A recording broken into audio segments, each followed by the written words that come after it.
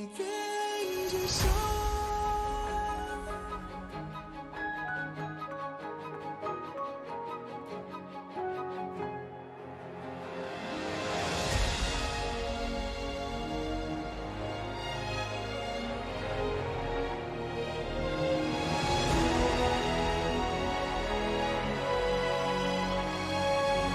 撕裂心海解放，万军雷霆的巨响，摇撼心魂激荡，惊涛骇浪胸口，鲜血滚烫，淬炼出爪牙锋芒。我必身披星光，在领域从远之上。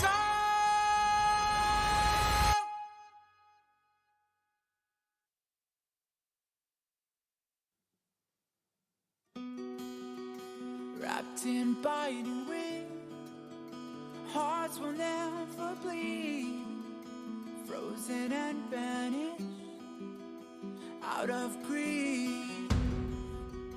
In their restless dreams, they try so hard to breathe.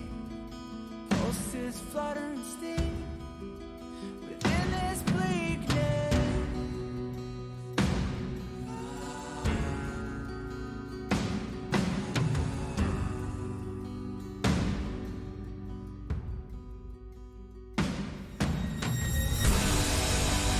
Pain will come with the blade. Pain will wake up the despond and crowd in this dormant world somehow. Unsheath the sword not to kill. Unsheath the sword to rend those clouds above the ground. Wake up, it's time to gather now. The only warmth remains in hands clasped so tight. The only fire exists in brave hearts. Seasons that refuse to change over the years will find their way back on track.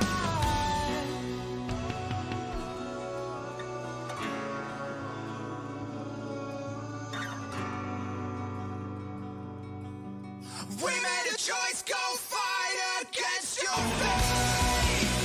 Pain will come with the blade. Pain will wake up the despondent crowd in this dormant world somehow. Unsheath the sword not to kill. Unsheath the sword to rend those clouds above the ground. Wake up, it's time to gather now.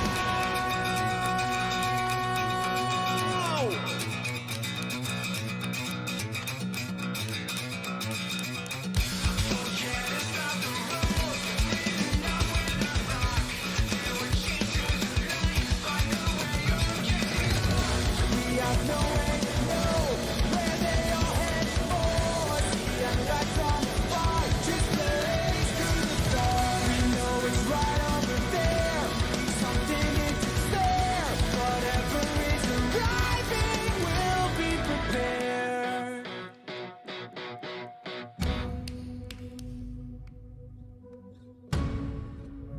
We made a choice, go fight against your fate. Pain will come with the blade. Pain will wake up the despondent crowd in this dormant world somehow. Unsheath the sword not to kill. Unsheath the sword to rend those clouds above the ground. Wake up to hear the cheering sound.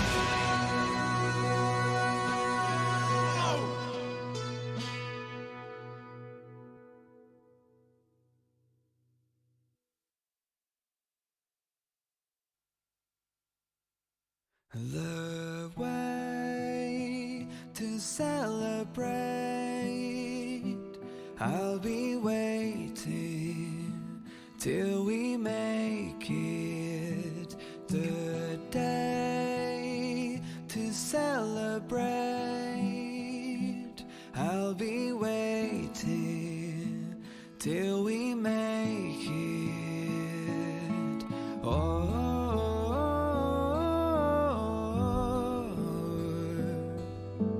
we will see. Come with me, take the journey.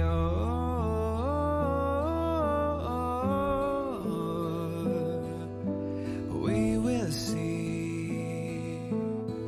Come with me, take the journey.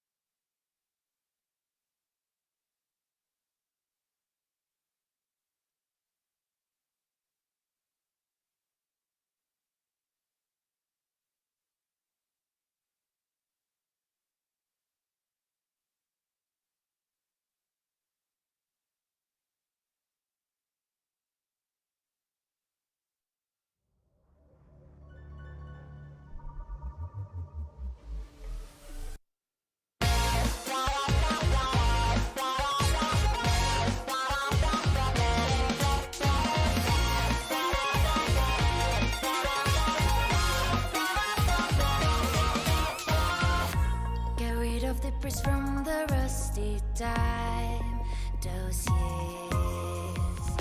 Don't stay in a daze looking for a sign. Start and try.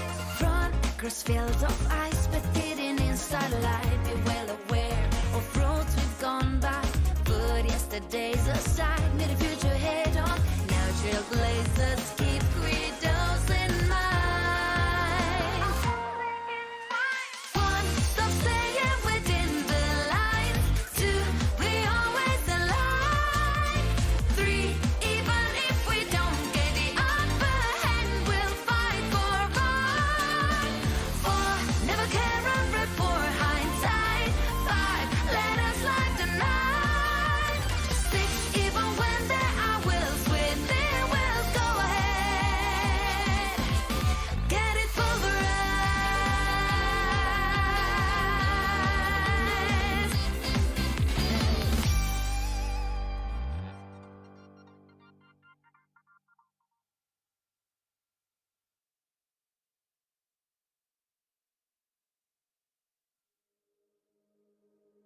过往潮汐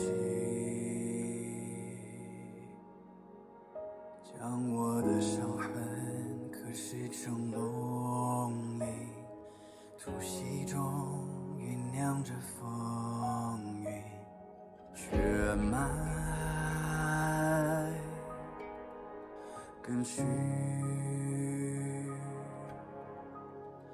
在我皮肉下交织成命运，扎根于烈火烧灼的龙心，磨砺今世做我的骨骼，放任飓风从口中挣脱，用传说重塑我，用疼痛重铸我。撕裂心海之方，万军雷霆的巨响，浩瀚星魂激荡，惊涛骇浪胸口，鲜血滚烫，淬炼出爪牙锋芒。我必身披星光，在领域中原之上。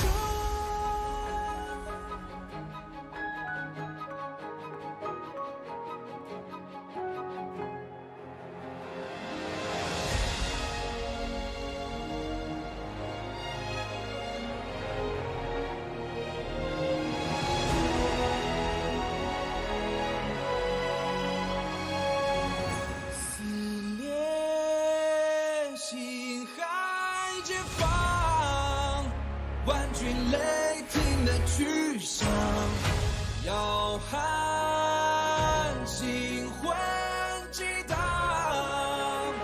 惊涛骇浪胸口，鲜血滚烫，淬炼出爪牙锋芒。我必身披星光，在领域中原之上。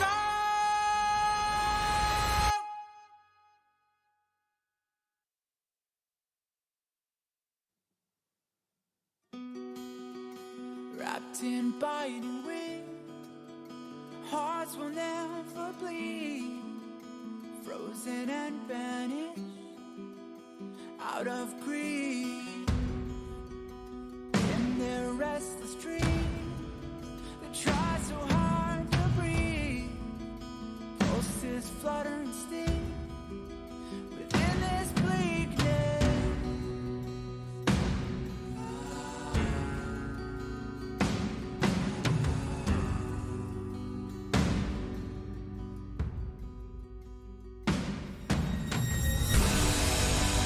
Pain will come with the blade. Pain will wake up the despondent crowd in this dormant world.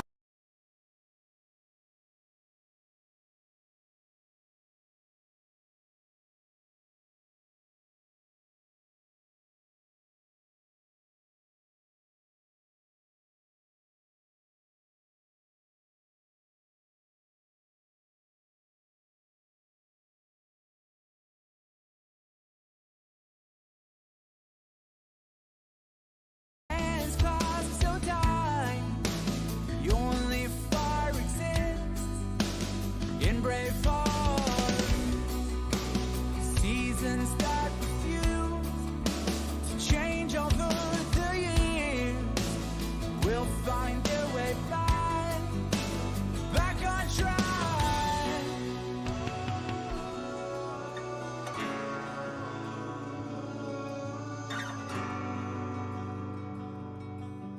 We made a choice, go fight against your fate.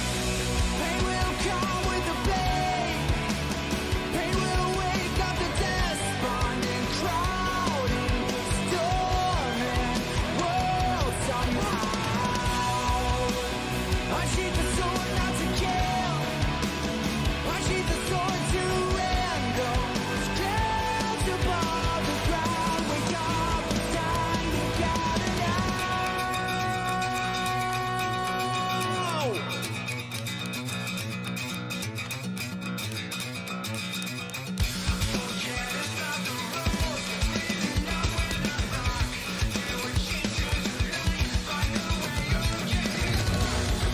knowing know where they are headed for. See, I got some righteous place through the storm. We know it's right over there. Something is there. Whatever is arriving, we'll be prepared.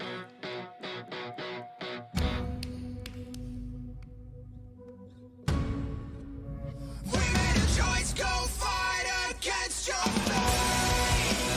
Pain will come with the pain. Pain will wake up the despot, drown in this storming world somehow. I sheathe the sword out to kill. I sheathe the sword to end. Scared above the ground, wake up the tears of shivering sound.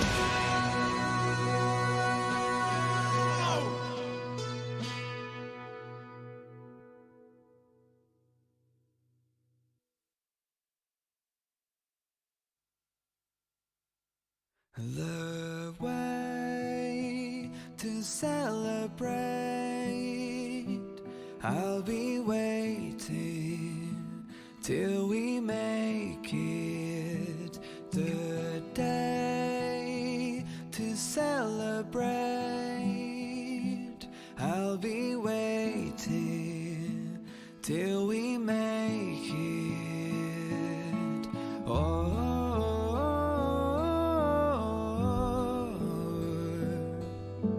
We will see. Come with me, take the journey.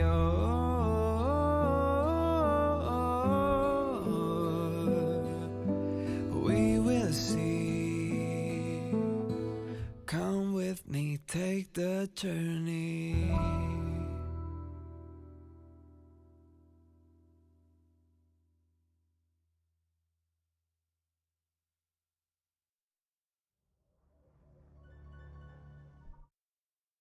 专业人士教你成功妙招。第一，欠债还钱，天经地义耶。若要抵赖，加倍奉还。第二，彻底打消对方心存侥幸、自作聪明的念头。哎呦，托帕小姐，巧了吗？这不是小小心意不成计。慢着，不是献殷勤，非奸即盗。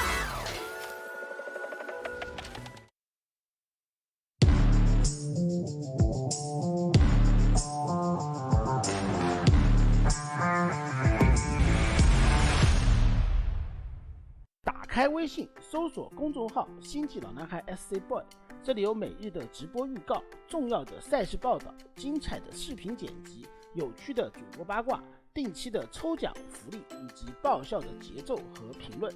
关注 SC Boy 官方公众号，365天每天更新，让你与20万猛男一起更便捷的享受我和黄哥给大家带来的快乐。不要告诉别人哟。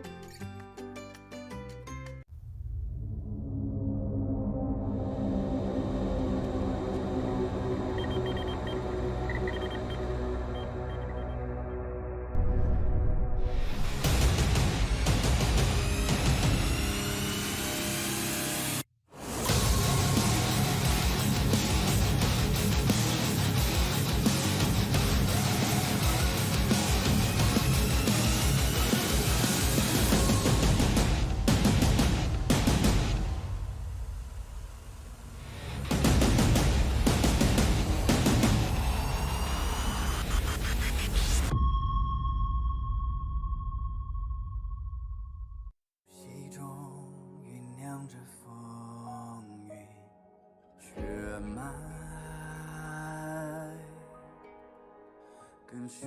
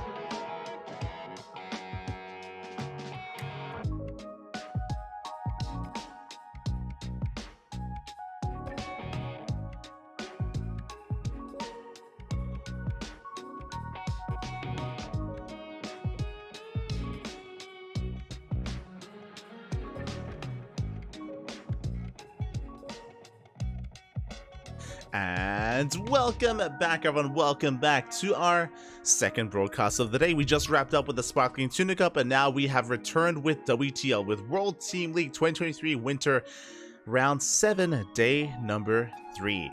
With Team Basilisk versus Mystery Gaming, and what a lineup we have before us. As you just saw on screen, we have quite some matches here. We are going to be starting things off with Shin versus Rainer, followed by Bunny versus Serral, and Strange versus Trigger. The ZVZs continue, as we did have a ZVZ earlier today. Did of course contain some of our other players, did of course contain some of our more regional players, but we are ready for some more, and let's go, Papi. Of course, Team Basilisk, one of the strongest teams in the entire tournament. They were top 2 last season and looking to reprise themselves here in the second season, in the winter season of WTL. But this is going to be a close one. Shin, of course, is the ace player for Mystery Gaming. He is the best chance they have to bring down some of these titans. These players like Rainer, like Serral. And I'm sure Shin maybe wanted Serral. You know, Serral is a little bit known for his weaker ZVZ matchup, but this is going to be quite different. It's going to be spicy. It's going to be beautiful. Let us go. If you're in the chat, predictions. We'll get them going. We will try to get those predictions going. I just need a moment to try to set that up. Un momento, papi, un momento. Basilisk versus Mystery. Best of 2. Shin. Oh, as we are just diving right on in. And here we go in the top left. We have, for Mystery Gaming, Shin. And in the bottom right hand corner, we have for Team Basilisk, it is Rainer. Hi, un momento. Shin, Rainer, 1-1, 2 minutes. 2-0, 2-0. Okay, predictions in the chat are open. Best of luck. For now, we have some pretty interesting openers. Shin is going for 15-15. Now, if you are familiar with the CranKy Ducklings, if you've been tuning into our broadcast covering Shin, you would know that Shin does this very often. He's very, very fond of the 15-15 opener, not just against Zerg, but also against Terran and even against Protoss at times. Shin has fallen in love with this over the past month of play, maybe even longer than that. This is, of course, a gasless opener. 15 hatch into a 15 pool usually leads into a later gas geyser, so this can lead into 2-base play from Shin. Meanwhile, Rainer going for a much more standard hatch gas pool. So standard opener out of Rainer, Shin spicing it up, going in a way for a later gas. Now the gas geyser is now on the way for Shin. Because it's so late, usually we want to skip Link's speed, so we'll keep an eye on whether or not he gets it. Meanwhile, big shout out to the sponsors, Doyu, Honkai Star, Taido, and Autofool as well. You may have seen the anime trailer earlier, or the anime ad earlier, and that is of course Honkai Star. I believe it is akin to Genshin Impact. It's a bit of a gacha game. So yeah, much love to Honkai Star. I know there are a couple of people in the chat that do play it, and by a couple of people I mean at least Smile. So, este smile, papi, este smile. But regardless, amazing to see some more support here for WTL for the StarCraft scene in general, and without them, this event could not happen, would not happen. As we're getting into this again, Rainer getting into Link's speed, getting into his queens, his droning as well. Everything is looking as it should from Rainer. Third base on the way. Shin, my eyes are still on him. Remember, because of his late gas opener, I'm really curious if he even does invest into Link speed or if he skips it entirely. If he skips it, 2-base Roach. 2-base Roach should be on the way. We should be seeing a wall momentarily here from Shin. For now, he's still just defending here on 2 bases. Link speed does begin here for Shin. Interesting choice. And with Link speed kicking in, this could mean that Shin wants to go for a Link flood, because otherwise there is no reason to get Link speed, as we're stuck on 2 bases anyway. And it looks like the Observer has pointed that out as well. We're happy fixated here. Yeah, the Observer likes it. I believe the Observer is a Zerg player. It's Moku, aka Takanashi. Of course, Chinese Zerg player, and yeah, he knows how important Link speed is in this kind of position. There's that Roach one on the way, +1 range in production here for Shin as well. So it is looking to be again 2-base Roach. We'll see if he does cancel that upgrade and how many links he makes. Meanwhile, Rainer, he's aware of the 2-base play. He has eyes on the lack of third. He's going to be checking, sees the upgrades on the way as well. So Reynor knows he's free to drone. Free to drone, saturate his bases, be a little bit greedy here before he gets into his own roaches, and there it is! There's a Link Flood. This is what we... So, basically, if you ever open 2-base Roach and you do not skip Link Speed, it means a Link Flood. There it is. We have 18 Links on the way. This is designed to catch Reynor completely off guard. So, Reynor, he knows it's 2-base play, so he skips the Bailing Nest, which means he's vulnerable. Reynor is droning. He is not ready for these Lings, as they're going to be a big surprise. He's going to be caught with his pants down. And here we go. The Lings are flooding across the map. They are now spotted by this Overlord. Reynor now knows what's going on. He pulls back immediately to his natural base. The Queens are getting in position. The Queens are brought from the main base. The boys are being pulled away from the third. Reynor would not have been ready for this. And a good reaction so far, but this hatchery takes a lot of hits. And can we get the base? We cannot. Again, really quick decision making here from Reynor. Really good reaction overall, keeping his workers alive. Sure, his base took a lot of hits. He's down to half HP, but it's still alive, and that is all that matters. As the Lings, they dive on top of the army. They're trying to go for the Queens even. The Queens, the Lings, whatever they can. Is it going to be enough? Behind this, Shin is droning Clutch Transfuse, keeping the Queens alive. The Queens, they barely do make it out. One Queen does go down, but the other two survive, and Shin is forced back, and now Shin is in a rough position. Again, very important that Reynor was able to see this. Fun fact, usually when we go for this Link Flood, the Queens of Shin would be zoning away the Overlords to make it even longer or to make it even more difficult to scout, but Reynor, he saw it ahead of time. Again, really good reaction from him, pulling away. Did take some damage on the third base, but did not even matter in the end, and now Shin, he's down in the economy. He's down in the economy. He's down in upgrades as well. Reynor is working on +2. Shin just now working on his lair. His lair was delayed here in favor of the Link Flood, and Shin is basically one step behind. Not the biggest of steps, but a step nonetheless. We can see Shin did make a couple of roaches. He's posturing. What I mean by that, Shin is actually droning behind this push, so really he's trying to fake out aggression. He's trying to pop off his chest and be like, yo, I'm coming for you. I'm coming for a big attack, when really he's just droning. He's not reinforcing. And we are going to confirm that here with this Overseer scout. We do get eyes on this.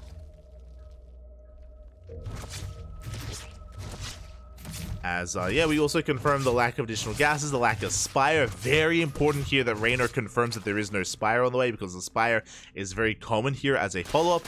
Ling is going to be checking the third base. They're going to be denied, so Reynor, he's not fully aware of the saturation here from his opponent, but both players are cutting workers around 56. 56 is basically 3-base saturation without the gas geysers. No gas geysers being taken here. A couple more drones are being squeezed out, but really we're just hyperfixated on roaches. No Ling Bane, not in this first game. And again, you can see that because of the advantage early on from Reynor, because again Shin committed to a Link Flood, you can see that that is reflected in the supplies. Reynor, he's had more mining for longer. That means he has a larger army supply in general, and yeah, we'll see if Shin can catch back up here somehow, some way. And you can still go for things like Link counterattacks or Bailing Run buys. Spire is now throwing down a late Spire, but a Spire nonetheless here from our players. Oof. And is that going to be enough here? I mean, it's just so late for Shin. Like, I appreciate that it's late because it means that it doesn't get scouted. That is true. That is true that it's not going to get scouted, but Reynor is going to be pushing first, and when he does, I don't know if Shin's going to be able to hold, because he should be banking up resources for that Muta switch. For now, 4th base being taken. 4th base is spotted. Shin is aware that Reynor is expanding again.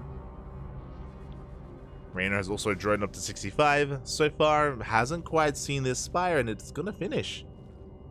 Reynor completely unaware, still hyperfixated on Roach Ravager. This tech has gone unscouted, and this could be a way for Shin to come back. Now, Shin is down 40 supply. Shin is down heavily in the supply here, and here we go. Reynor is pushing. Shin is in a bit of danger here, and we'll see if he can hold on. The high ground, of course, does add quite a lot. The Overlords! Oh my god, taking it. Get out of there, Poppy. Get out of there. Poor Overlords. Shin's trying to take another base, but we have Lings to try to reinforce, to try to harass, even deny that hatchery. Reynor with some good service areas, a good concave comes in, he's pushing on through. Mutas are on the way. Oh my god, but 3 Overlords go down. Oh my god, the juicy piles. So juicy, Pappy. And here we go. Mutas, they dive on those Ravagers. They focus them down one after the other. Good target firing out of Shin. He does force back the entire army of Raynor. Raynor, he doesn't want to throw this away. And we throw down a Hydra Den. A very late Hydra Den here from Raynor because of a very late scout. Completely caught off guard. Completely caught by surprise. The pants were down. But Raynor is trying to pick them back up. With that Hydra Den now on the way, we should be able to gain access to Vipers, or sorry, Infestation Pit, to get into Hive Tech, to get into Vipers eventually as well. We can see that Shin isn't hyper-fixated on Mutas. He makes Mutas from map control, that is true. I believe that is 8 or 9 Mutas in total. But he's now transitioning or focusing more on Roach Ravager. He is hoping that Raynor overcommits the Hydras. That's the hope, at least. We don't quite catch any drones. We do get a Ravager. Get a second Ravager as well. Not too bad.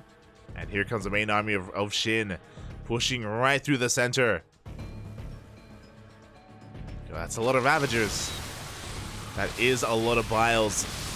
And so far is forcing Raynor back. Muta's trying to come in from behind, but before we get into the Mutas, we go for a big Roach counterattack. Those are Roaches that are not at home to defend, by the way. Yeah, not at home, but we have reinforcements. Raynor should be able to hold on at the same time. He's getting workers across the map. The Mutas, they come back home. The Mutas, they race back home, but it's taking a little bit too long, and drones are falling left and right. That is 10 workers going down at the same time. Shin is gaining ground, but with reinforcements, with the defender's advantage from Raynor, he should be able to clean this up. He gets on top of the Ravagers, on top of the Ravagers. He forces Shin back. And Shin now taking, now behind in the economy, behind in the workers. 13 workers go down. He still has these Mutas, but Raynor, he's making Hydras. He's making the anti-air he needs. We have Roaches in every single mineral line as well. 16 drones going down, and the Roaches still have not been dealt with. We have Roaches at the 4th, main, and 3rd. And even natural. Every single base. Boys are being pulled. Ay, ay, ay. And Shin is being pulled apart. Shin is all in. It's all or nothing, and he's pushing towards the 4th base of Raynor. He will get a kill in the 4th, but can he get more than that? As Raynor dives on the army, avoids the Biles. Most of them, at least. And again, Raynor, he can afford to replace this army. Shin cannot. Not anymore. Shin is down to 24 workers. The concave is real. Shin did well. He did well getting into Mutas. He did well hiding the tech and gaining map control. But alas, the harass was just too much. Shin could not keep up. That's 44 workers going down. We're down to 17. 17 workers. There's no turning back. Not anymore. There's no detection. We get on top of the army. The Roaches, they unburrow here on top of these Ravagers, and everything's going to go down. The Mutas are doing what they can, but again, we're reinforcing with Hydras. GG gets called, and Raynor will take game number 1. Whew. GG. Oh my god. GG, well played here. Again, very stoic here from Raynor. Interesting. Raynor, he's usually like a very emotional player. You know, he's very cheeky, you know, popping off whenever he gets a win. But I imagine that he's taking this very seriously, especially because he was kind of caught off guard. You know, the Mutas did come out of left field. They did give Shin a lot of breathing room, and that was a back and forth game. On top of that, the Link Flood also wasn't scouted as well. Raynor had some really good reactions, but Raynor was missing a lot of things here, so this was still a very close game, very back and forth, and Raynor, I'm sure he's just holding in his emotions here until he gets through this. A very tense series here between Shin and Raynor. Game 1 is in the books, but now we're getting to game number 2. It is going to be Raynor's map of choice, Solaris. Solaris is going to be coming up next. Again, I do think that this is a good opportunity for Mystery Gaming to put a point on the board.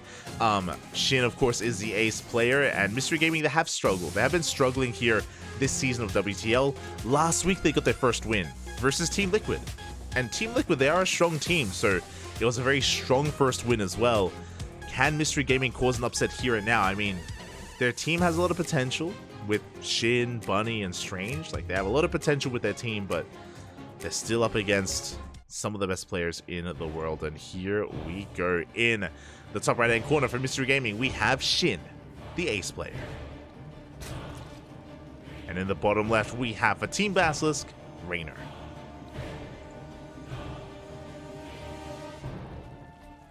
Here we go. Whew. Once again, 15-15. We mentioned it before, but Shin has been very fond of this for over a month now. In a lot of ZVZs and a lot of even ZVTs, Shin has been very fond of 15 hatch into a 15 pool. The Eric opener, if you will. He loves it, man. He loves it.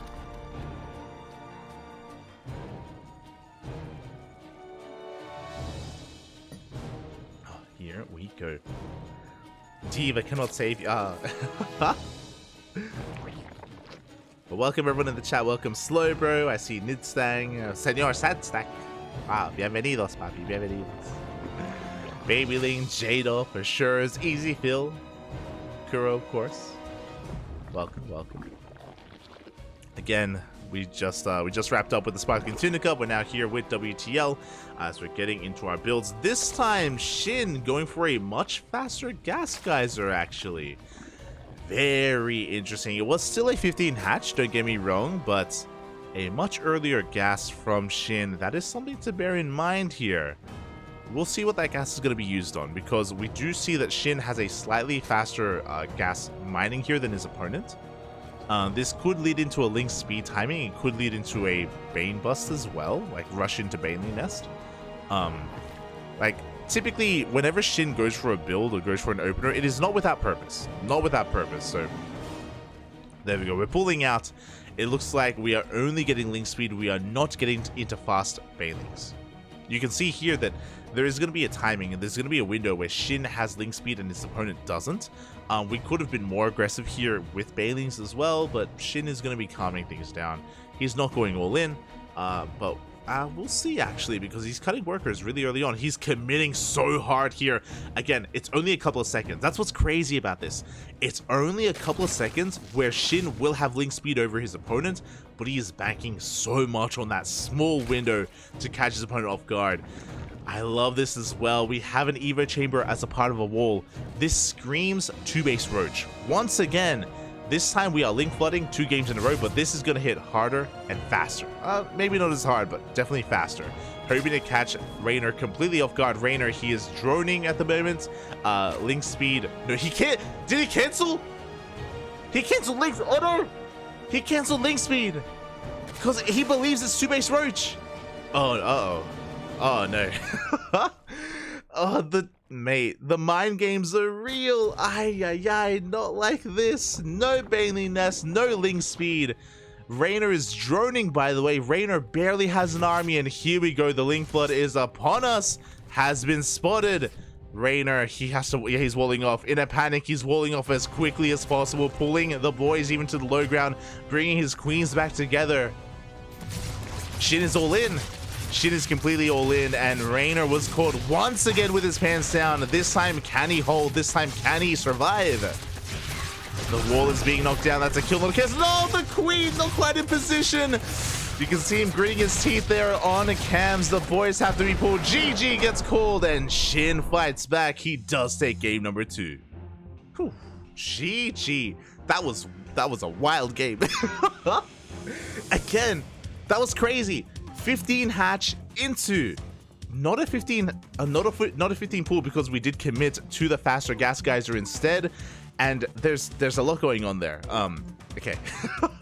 So this is not if you're a Zerg player in the chat, this is not applicable to your ladder games, because chances are, if you're laddering and if you open up in such a way where you're opening up 2-base Roach, your opponent probably isn't going to cancel link speed. That probably won't happen. But at the highest level, because we want to be as efficient as possible, Rainer, he cancels link speed because he wants to save his gas to get into Roaches as well, so he doesn't fall behind. Because if it's Roach v Roach, any gas that you spend on link speed or Banelings, that's gas that you're not spending on Roaches, and it's just wasted resources essentially.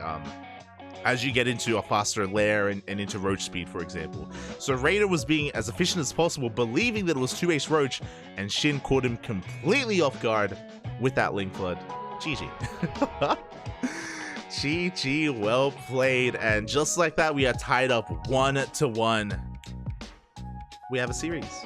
Now, I'm sure Shin wanted a 2-0, and there was potential. We mentioned before that there was definitely a lot of potential in Game 1, where Shin, his Link Flood in Game 1 was also unscattered, the Spire was also unscattered. Like, Shin, he was going for all the tricks, all the twists, all the turns. Rainer survived Game 1, and as a result, we have a 1-1 here, and as a result, this is still an uphill battle for Mystery Gaming.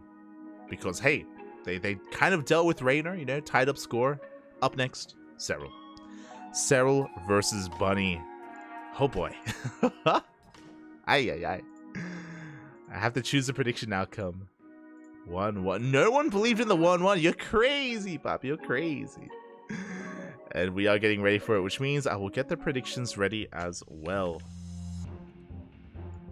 1 moment. There we go. Okay.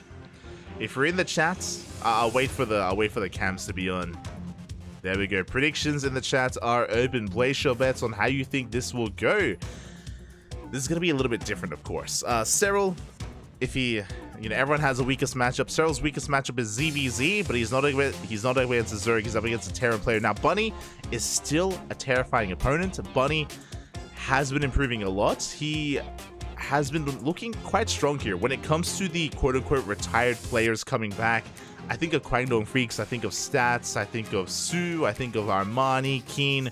I would say that Bunny is ahead of all of them. I'd say that Bunny has been more in form and more in shape. That's been reflected in GSL as well. And yeah, Bunny, he has a chance. It's a best of 2.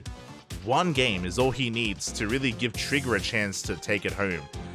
And can he take a game off of Serral? I believe he can, but it's not up to me, it's up to the players. And here we go. In the top right hand corner of Hecate, we have Bunny for Mystery Gaming. And in the bottom left, we have for Team Basilisk, it is Serral. And looks like he just had a haircut. He's looking suave, Bobby. Oh, looking good, looking good. Here we go. It's either a haircut or he just did his hair. Is he going out somewhere? Does he have a date? He does. He has a date with Bunny. Oh, let's go. Oh my god. But again, a big shout out to Shin for again taking that last game and making a series out of this as well. I was talking about this earlier, but Mystery Gaming have been struggling this season.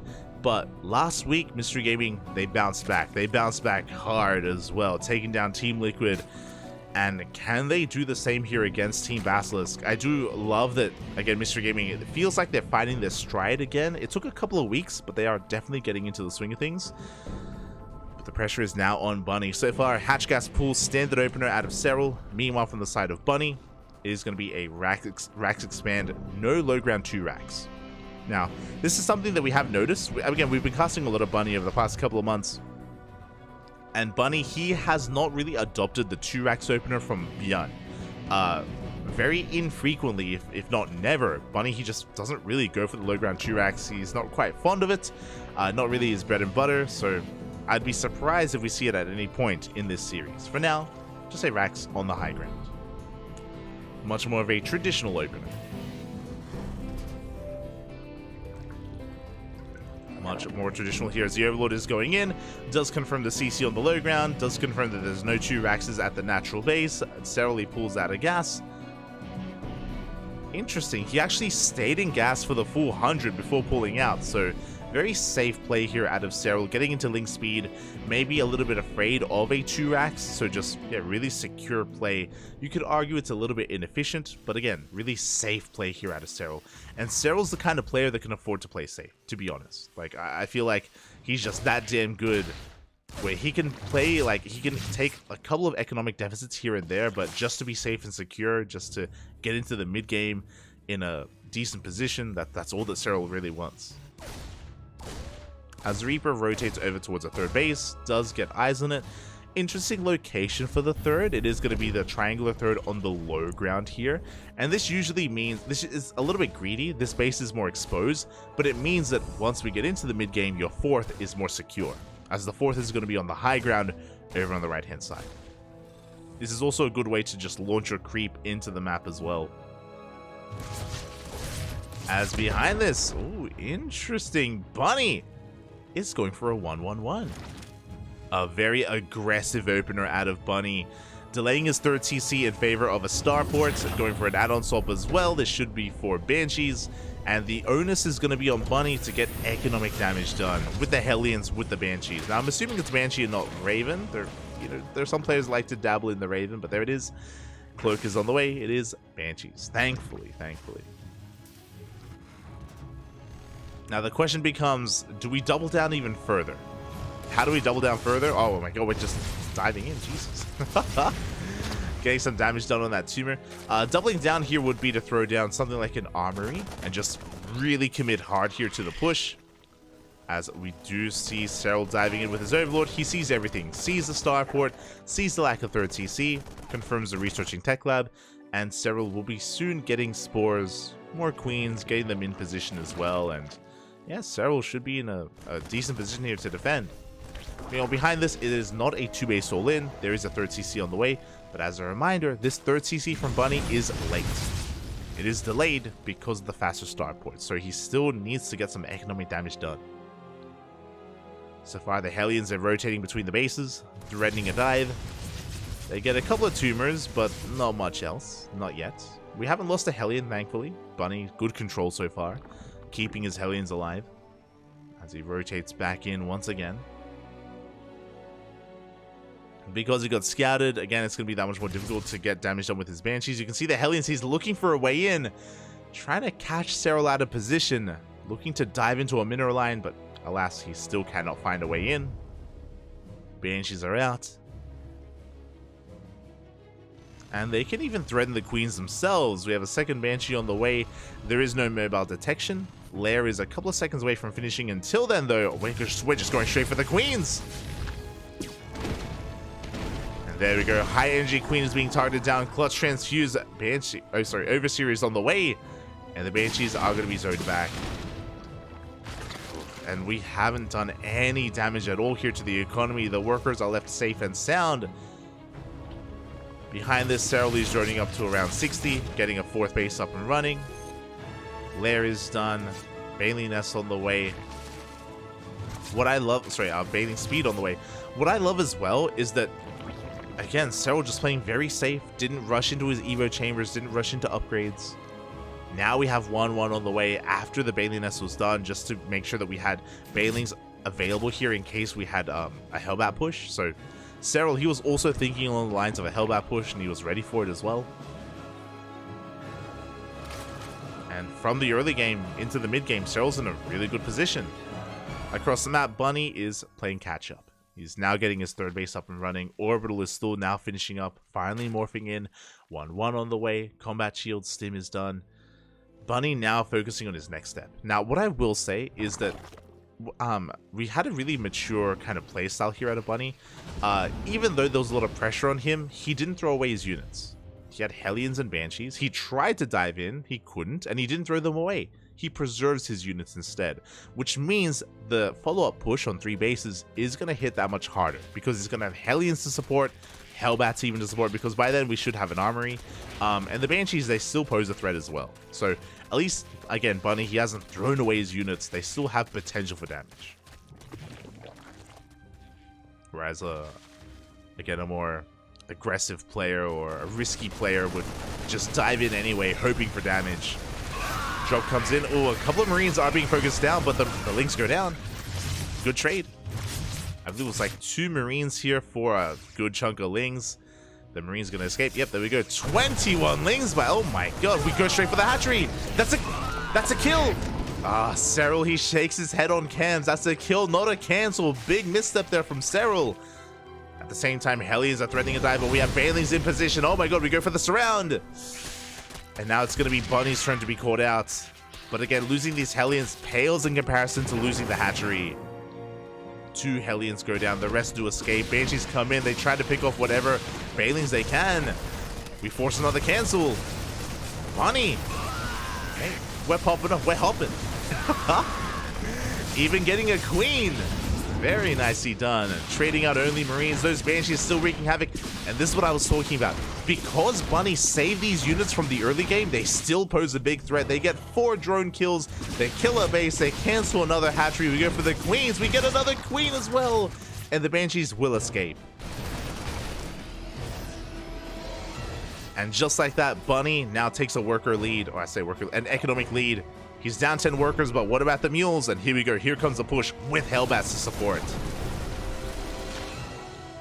Cyril going for his own counterattack at the same time. Can he hold on though? Bunny's had a lot of momentum. Bailey's they roll in, but they will not get into the mineral line. Good connections with Marines, but they don't get SCVs. Another Queen is going to go down. Cyril getting ready for a surround. The Queens are coming forward as well. The hatchery's taking a lot of hits. Oh my god. Barely survives, and we collapse on the tanks. The Marines, they try to split back, but big connections. And Bunny will be losing almost his entire army. We have reinforcements coming in though. Oh my god, where are the Bailings? There are 0 Bailings remaining. The Queens are off of creep. Show us the Queens. The Queens are going down. Oh my god, that's like 4 dead Queens. Bunny can keep pushing. Cyril's in a lot of trouble. More Queens are going down. The tanks are repositioning. A couple of Hellbats did still survive. Cyril getting ready for another surround. The Banshees, they're still there. Still adding DPS as we do come in from behind. More Marines are coming in, but it looks like Bunny is being cleaned up. Oh my god. Good target firing, but Bunny will lose his entire army. Has to back off, but the rally continues. As again, behind this, I'm pretty sure Bunny is 8-raxing. We actually haven't seen the production. We don't know how many racks is working with, but I'm assuming it's 8. As Cyril tries to collapse on this. And he will force this back. Oh, never mind. It was not an 8-rax. The gases were taken. 4th base is on the way. Bunny, he's working on a 4th. He's taking an economic lead once again. A lot of creep was cleaned up, but Cyril survived. That's what's important. Cyril, he does make it out alive. 4th base is being taken. Again, Bunny, he was thinking about that next step, working on libs 2-2. Cyril only now throwing down the infestation, but this is a late pit. A very late infestation pit, which means 3-3 is delayed, Vipers are delayed, Adrenal Glands is delayed as well. Cyril under a lot of pressure. Bunny asserting a lot of pressure. And now he's going for a split push. We have Marines towards the bottom. We have Marines towards the top as well. The target firing. Oh, God. Bunny almost taking some Baileys to the face. Is it looking? Show us. What's happening? Observer. Ah. I don't think Bunny was looking, as I think the drop towards the south was cleaned up. At the same time here towards the north, Bunny, he does preserve his Marines. Decent mine shots. Mine just do go off, but the Liberators, they do survive. Hive is still on the way. Bunny is ahead in upgrades. He's already working on +3 attack, +3 defense as well. There is going to be a timing here, a window where Bunny has 3-3 and his opponent has 2-2. Again, Bunny just trying to keep the attention of Cyril here towards the north. Trying to keep the attention on him. Meanwhile, towards the south, the mines, 2 of them go down. Premature. Only 1 mine does survive. Bunny is maxed out. Oh my god. His macro is insane. Big mine. Oh my. Massive mine shot as well. The connection on the links, on Banelings more importantly. And Bunny, he's focusing his attention here on the right-hand side. Sorry, on the left-hand side, on the north. A bit of friendly fire from those mines. Oh my god, a lot of friendly fire actually. As Bunny is forced back. Liberator doing what it can. Oh no, the missed rally. Bunny's not looking.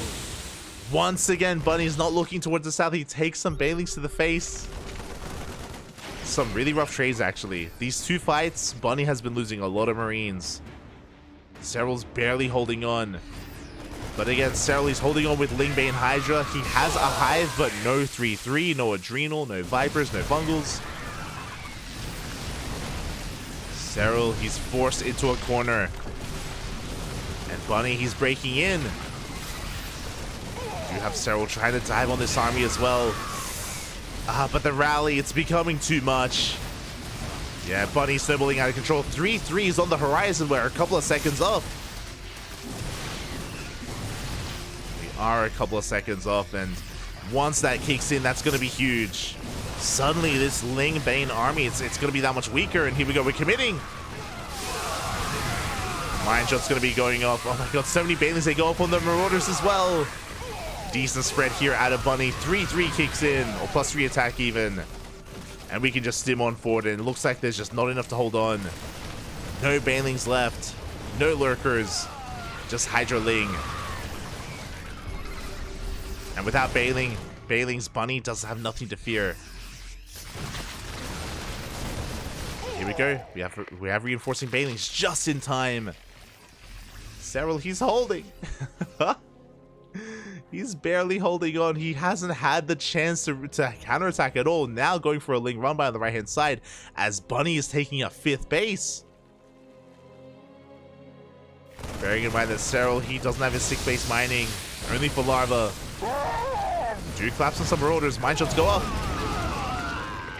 It looks like actually Bunny's rotating towards the right hand side. Bunny, he's done pushing on the left. He barely could not break through. Very impressive defense here from Cyril. Very impressive. But he's not quite in position. Here on the right hand side, we're diving on top of this base. Bailings are finishing up just in time. The mines! Ooh. Big connections. But they're being cleaned up. And Cyril, he has a moment here to stabilize. Now we have Vipers on the way. Now +3 Carapace. No +3 melee. I believe we're still missing Adrenal. Yeah, we're just pointing that out. Adrenal has not started. Cyril doesn't have the money for it. I know the Observer, he's like frantic, like, look, no upgrades. I mean, we don't have the money. Cyril, he's just really just pumping out as much as he can. Does not have a bank. Doing his best here to keep up just because of how efficiently Bunny has been trading. There it is, Lurker Den on the way for Cyril.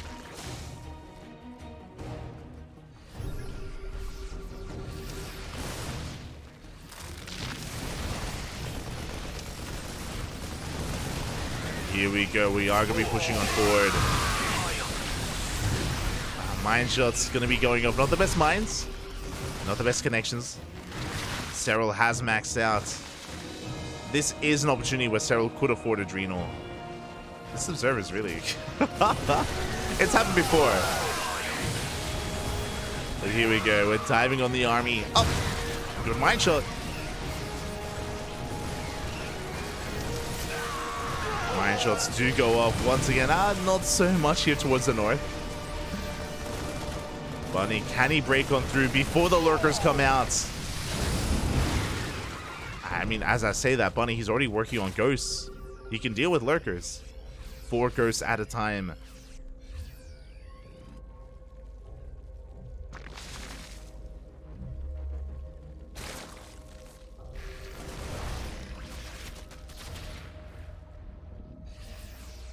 Yeah, the Lurkers, they are arriving now. 3 being built. We have Lurker range. 3-3 on the way here for Cyril.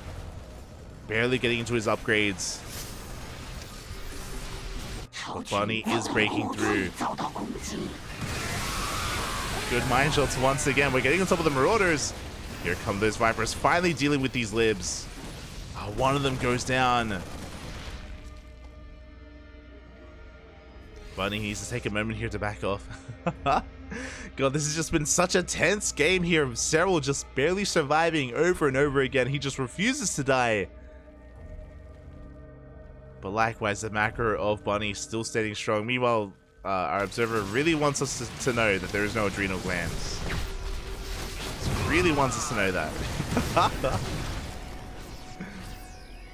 Ay, ay, ay.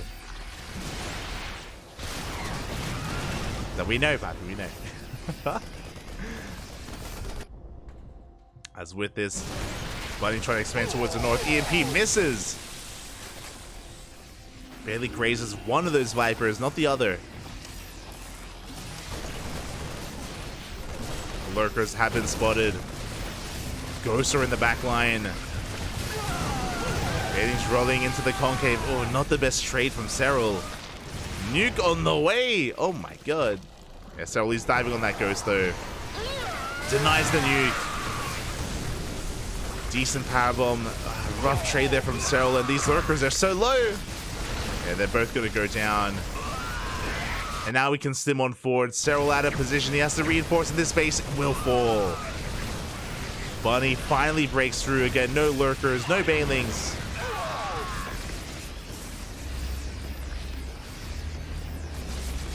There's one lurker towards the south. Can we get it?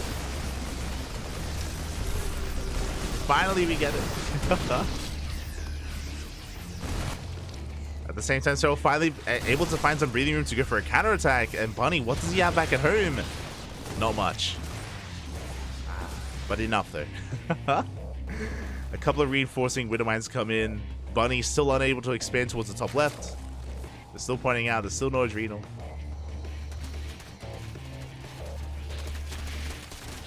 Which is impacting these fights. Like, it is important to take note that, again, Cyril has been behind in upgrades. 3-3 just now kicking in, and adrenal is a big part of that as well.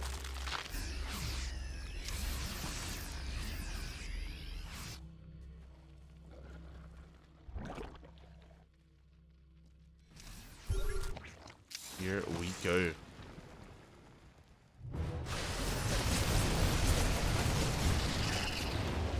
Cyril's able to get some like room for reprieve here. Lurker's pushing forward. Viper's trying to find a way in. One lurker does overextend. We don't have that many to begin with. There we go. We have what, 5, 6 lurkers. We have 3 towards the south. I believe 5 towards the north. Ling is finally going to go down. Finally, we can land that CC. Get it up and running. We're still pointing out the... Very cute. Aye. Still pointing out the lack of adrenal. We're diving on top of the lurkers, and 3 of them go down. At the same time, we dive on top of the army as well. Both players will be losing bases. Oh, 19. Oh my god. 19 SCVs.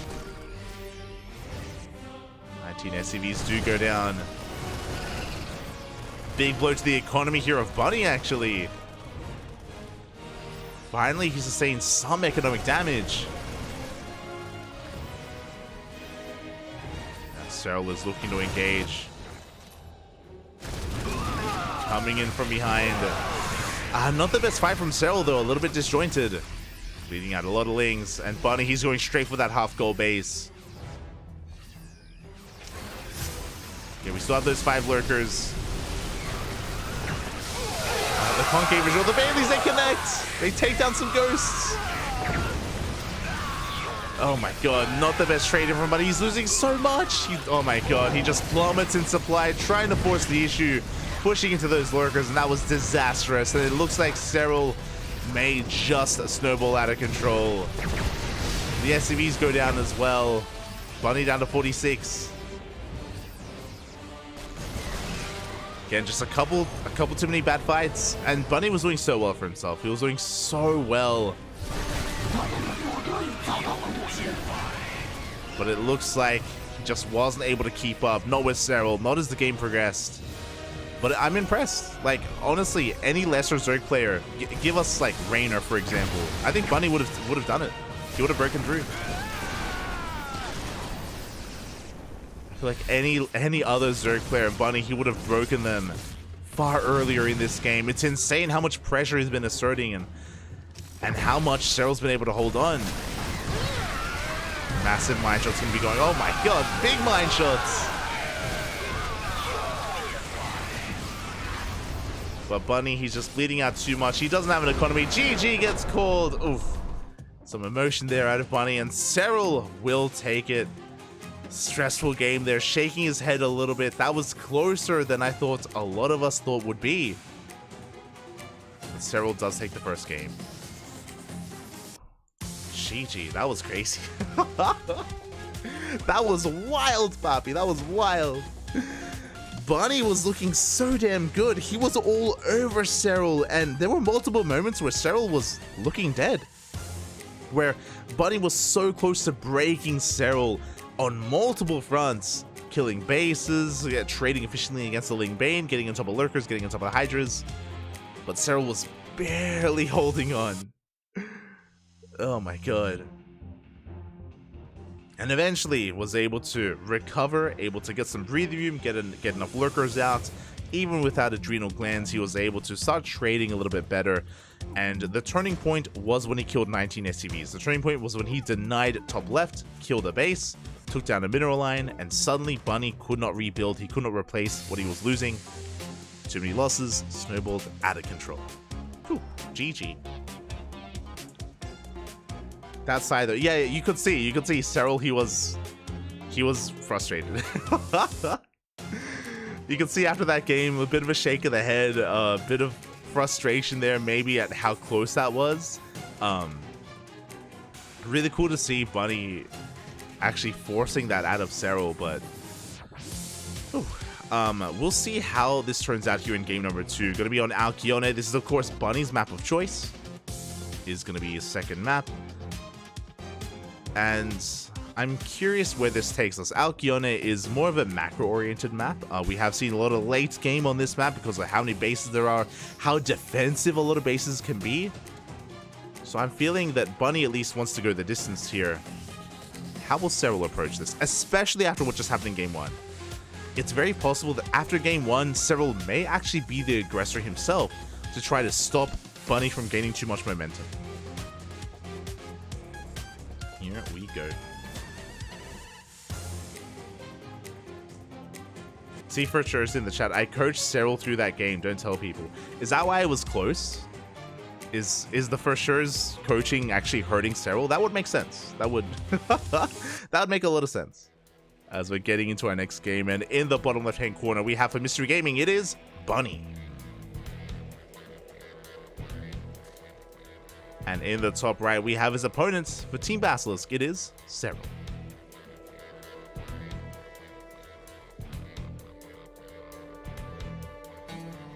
He won, didn't he? Were you watching? I don't know if for sure was watching the game. It was a tense game, Papi. It was close, man. It was close. And that's also why, again, my eyes are on Cyril here. I'm very curious to see how he approaches this. And I'm really curious to see if he is going to be a little bit more aggressive here, if he wants to try to slow Bunny down before he gets into the mid-game, before he gets the ball rolling, because that was terrifying.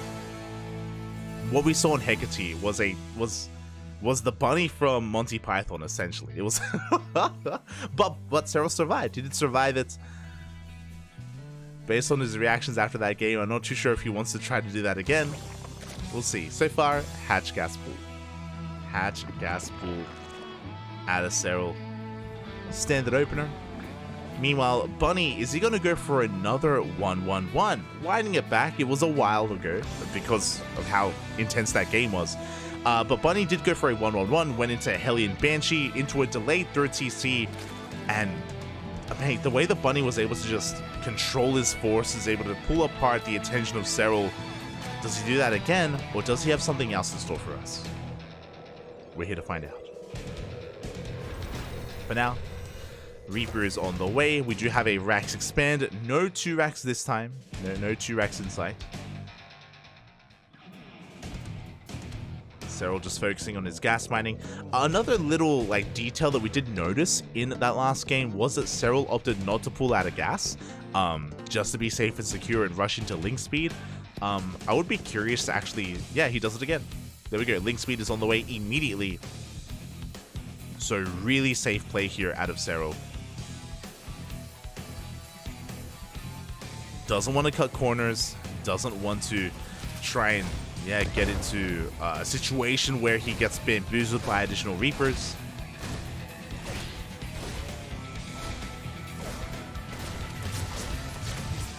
This Reaper is going to be threatening that mineral line. Almost gets a drone, not quite. And there it is. It is going to be a third CC before Starport. So a very economic opener here out of Bunny. Switching gears entirely, we saw that in game 1 he was hyper aggressive. Here in game 2, a little more defensive. And this leads into what we were talking about when it came to this map. Alcyone, it is a very macro-oriented map. It is very easy to cut the map in half as well. To get up into a split map scenario, your third and fourth base is very secure. We go straight for the we go for the tumor. We do not get it. Also a big shout out as well to Flappy. I was just squinting at my monitor to make sure I didn't misread it. Thank you so much. Hope you had a great stream. Hope you had a great, I'm assuming, ladder session. Welcome, everyone. Welcome to WTL World Team League, our first series of the night. Team Basilisk versus Mystery Gaming. Basilisk are leading 2-1. And this is game 2 between Bunny and Cyril. Game 1 was wild. I highly recommend checking out the VOD because game 1 was everything that you want out of a Team Easy. Cyril did take it after a very, very intense game. And now we're here in game 2. Bunny, of course, just going to be threatening the third base. To wind it back a little bit for those that are tuning in, it was an economic opener out of Bunny, going for a fast third TC. Into the rest of his setup. We have Stim on the way. Starport already done. Viking first. Interesting choice from Bunny. Going to be ensuring that he keeps the rest of his build hidden. We're just pointing out that it looks almost like a 3cc 2-1-1. But of course, the revelation of the Viking does reveal that the Starport is a little bit faster. The rest of the Raxes are on the way. And we are going for an earlier drop, as the medevac is in production. Meanwhile, back at home, Cyril is playing very safe. Interesting choice. Even though it's a 3cc build, Cyril, just like the last game, is going for a Bailey Nest first. Should be leading into a lair. Cyril, he's delaying his Evo chambers, delaying his upgrades in order to have a very safe opener. He doesn't want to get caught out. A lot of players, if they do see an economic opener out of the Terran, they actually delay their lair and they delay their Bailey Nest in favor of upgrades. But we can see that Cyril, he isn't cutting any corners.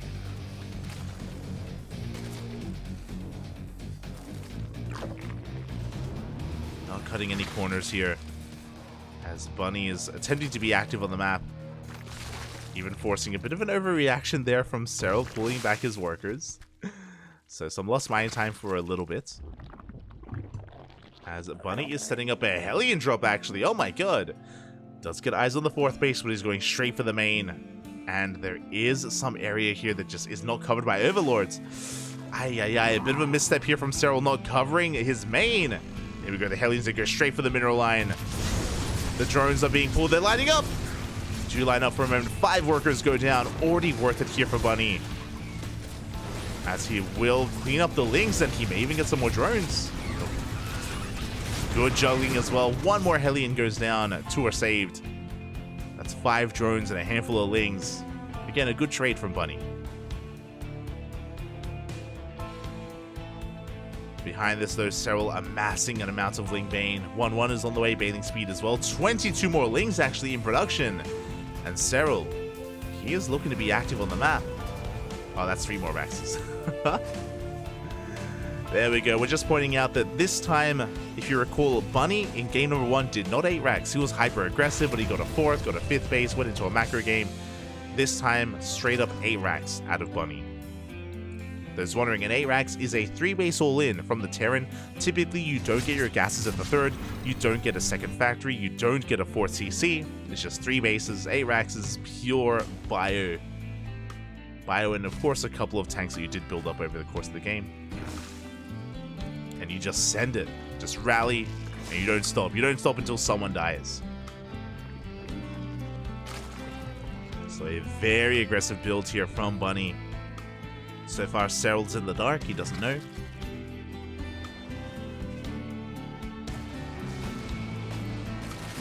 Drop is going to be coming into the main base, but there are Lings in position this time. So Bunny, oh no! Medevac is going to go down. Does get taken up by those queens. Very nicely done here from Bunny. Sorry, from Cyril. At the same time, Bunny's trying to push through the center, but loses his Hellions.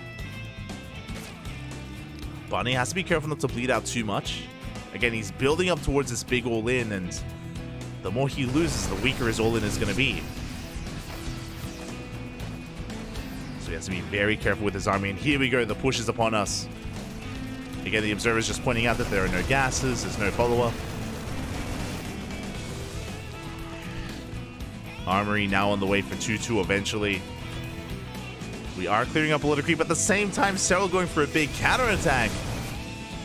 Or even looking to catch reinforcements. There we go. He goes for the 3rd base. At the same time, Bunny is all in. He's pushing in. He turns around? No shot. Bunny, he turns everything back around. Ay, ay, ay. This is giving Cyril so much time. As Cyril, he's just amassing more Lings back at home. 2-2s on the way. More Banelings as well. Again, time is working against Bunny. We gotta go. It's all or nothing for Bunny. And Cyril is getting ready for another counterattack. Actually looking to go in for a surround. And because of the time that was bought, I'm just not too sure if Bunny can survive this. Lingbane tries to come in from behind, and yeah, there we go. The full surround is being set up. Bunny, he does pull back in time, but we come in from every single angle. As Cyril, he just swallows up the tank, swallows up the army of Bunny, and there's almost nothing left. Again, this all-in, it just took a little bit too long. Bunny even had to turn back around, and it gave Cyril so much time to amass an army, to surround, to set up.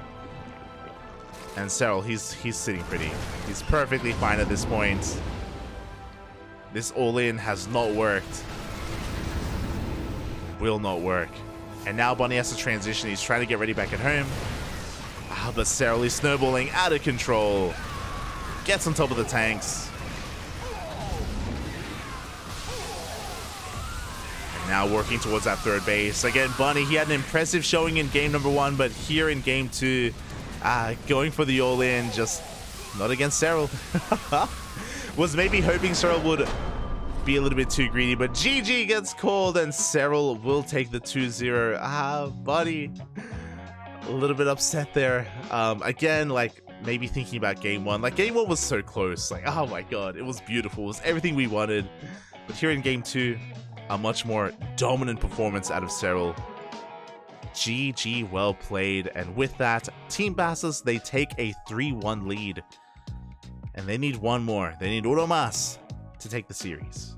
It all comes down to a PvP. It all comes down to Strange versus Trigger. Now, Strange needs a 2-0 here to force the ace match. Trigger needs one win. One win, and Team Basilisk will win the entire series. Here we go. We're just going to be setting up those predictions. Un momento. So PvP is up next on the horizon, and oh, my apologies. There we go. PvP is going to be up next, and oh, looks like our players are ready. Here we go, which means predictions in the chat. We'll wait a little bit. We'll wait a little bit before we do open up those predictions. Meanwhile, here we go. Now, a PvP, Strange is, as you can imagine, a very strange player.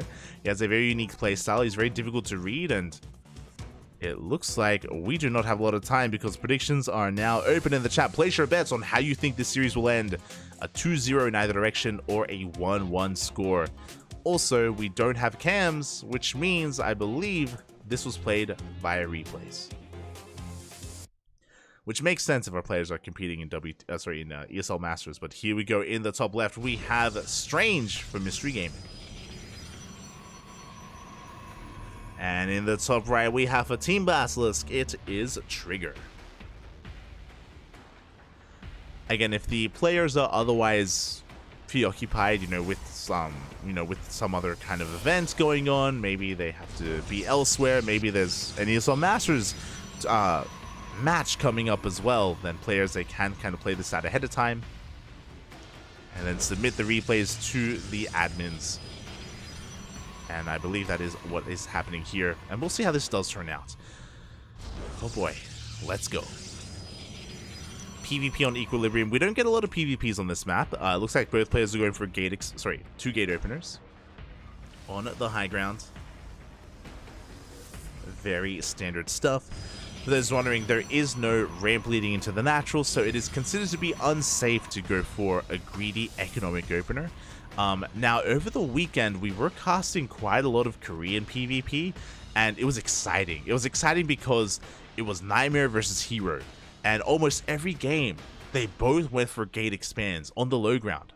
like very Max Packs-esque, and it was amazing to see. It was beautiful. It looks like, I don't know if I want to extrapolate too much, but it looks like the Korean Protosses are now adapting the Max Packs playstyle of just being hyper greedy. I say greedy, but just, you know, adjusting the meta here in PvP. But here, of course, we have a European and a North American Protoss, and we're still just going for gate expands. Everything's looking, sorry, 2 gate openers. Everything is looking quite normal. Proxy pylons are being thrown down. Ooh, and we are committing to an all-in. Strange throws down the Robo. He throws down the Robo, and here we go. Strange is going to be going all in. Trigger should be looking to expand. He's going in for a probe scout. He does have a fake proxy pylon out of the map as he slips into the main base, and he should be seeing the lack of pylon.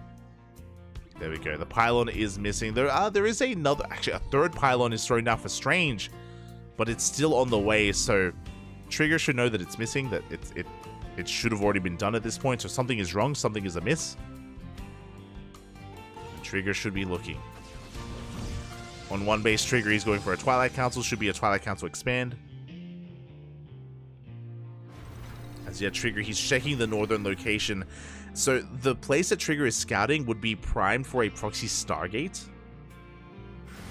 But alas, Immortal is on the way. And yeah, Strange, one way or another, the game is going to end. He's sending it, Bobby. Meanwhile, Trigger does end up catching some of these Adepts. Going to be able to focus them down. Force them back even. Stalkers are being pulled a bit out of position. Strange coming in with reinforcements. Immortal's on the way. So far, again, the Robo hasn't been scouted. Trigger also hasn't seen if Strange has expanded or not behind this. So doesn't quite know, but he's coming in for another scout. He's checking, and now he knows, he sees the lack of expansion. Yeah, he throws down another gateway. Adepts, they do threaten the shade. They do actually commit. 2 Adepts do want your workers. Probes are falling. The Immortal reveals itself, and we're going straight for the pylon. Oh god. Oh, it takes a lot of damage, but alas, we have a backup pylon on the way. A shield battery as well. Trigger, he's holding, and now realizes what's going on. He knows. He's getting ready for it. Again, Blink halfway done. A couple of probes did go down earlier. Now, with all those proxy pylons, we can actually harass across the map. Trigger should be looking to warp in a couple of Adepts. That's if he can hold on. We have high ground vision. Gateway is going to go down. And that is going to impact the overall production here of Trigger.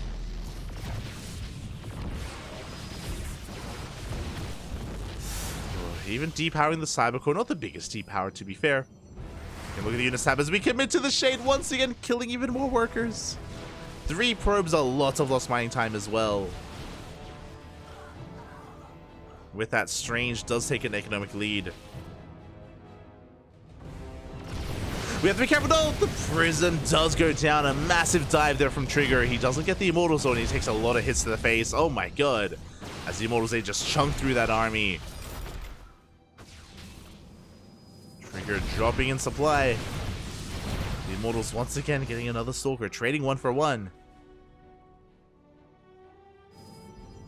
So we have a 3rd Immortal in production. Strange still threatening that front door. But losing that Prism was huge. That means he can't reinforce on the front lines. There we go, it has to be rebuilt. That will delay the 4th Immortal as well. I just realized something. Hold on. It is going to delay the 4th Immortal, but we're pushing forward regardless. Trigger, he's trying to gain control of the low ground. He's trying to eventually expand. The longer this goes on, is it better for Trigger? I mean, he does have Blink. Well, the worker counts are pretty similar. Trigger is being forced back.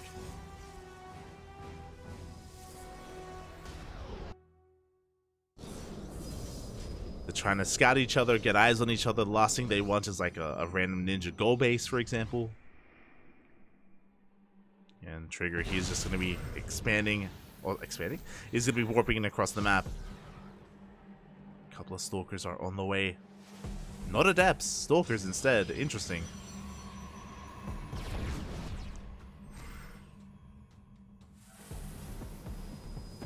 Interesting choice here from Trigger. Now with those stalkers, he is going to be looking to try to cripple the economy of his opponent, maybe even force a recall. At the same time, oh my god. Strange, basically one-shotting a stalker there, but yeah, he does have to recall back home. 3 workers go down. And Trigger, he breaks free.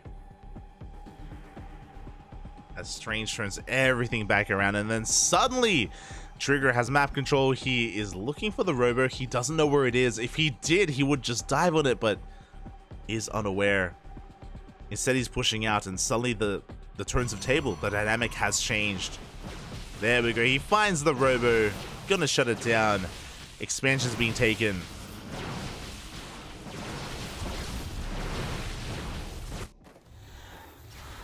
But Strangey comes back in. He's not taking this lying down. He's getting more probes. Oh my god. 3, 4 more workers. 5. Oh my, 5 probes. Trigger, his economy hurting. Both players are expanding. We're in a really weird game state here where both players are trying to get into the mid game. We can't push into 4 immortals. That's not happening. And yeah, we're kind of gonna settle from here. Just really weird. We started off both players being all in, and now both players are just backing up. They kind of cancel each other out in a way.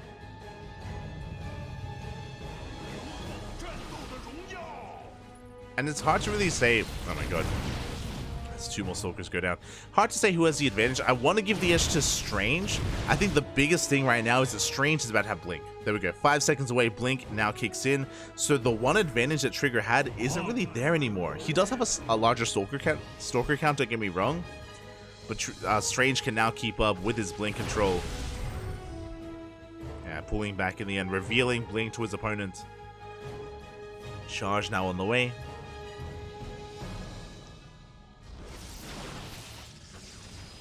Trigger trying to get into something completely different. Oh my god, rushing into a... That's a very fast robotic spay. Very fast spay here from Trigger. Very greedy. Out of our Protoss. We'll see if we can get away with it. We're gonna get Disruptors, the other great equalizer. The question becomes, is Strange gonna push on 2 bases or does he take a 3rd? It looks like he's taking a 3rd, which means he's giving Trigger a lot of room.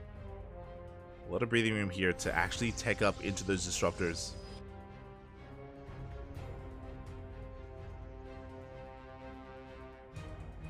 So for the time being, I kind of want to favor Strange, because, again, both players have Blink and Strange has 4 Immortals. But that will change as soon as the bait kicks in, and as soon as we get Disruptors. And there it is, the first Disruptors on the way.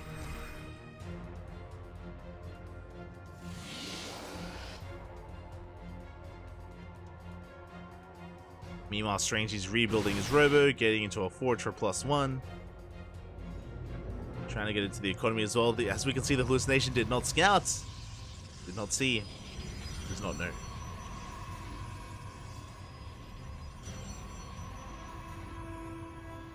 This is just, yeah, just a wild play here out of Trigger. It's typically really risky to rush into a bay like this, but he got away with it. And now we have Disruptors.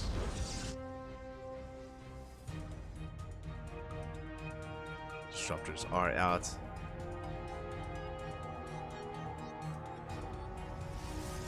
You can see Strange is trying to figure out what exactly has been going on. He's been going for these hallucination scouts, but hasn't really seen much.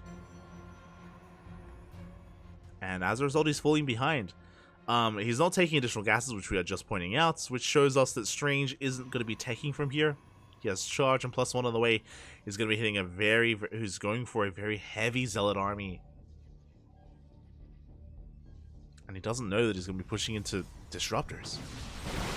Still doesn't. He sees the 3rd at least. And he may have seen a Disruptor. It's possible.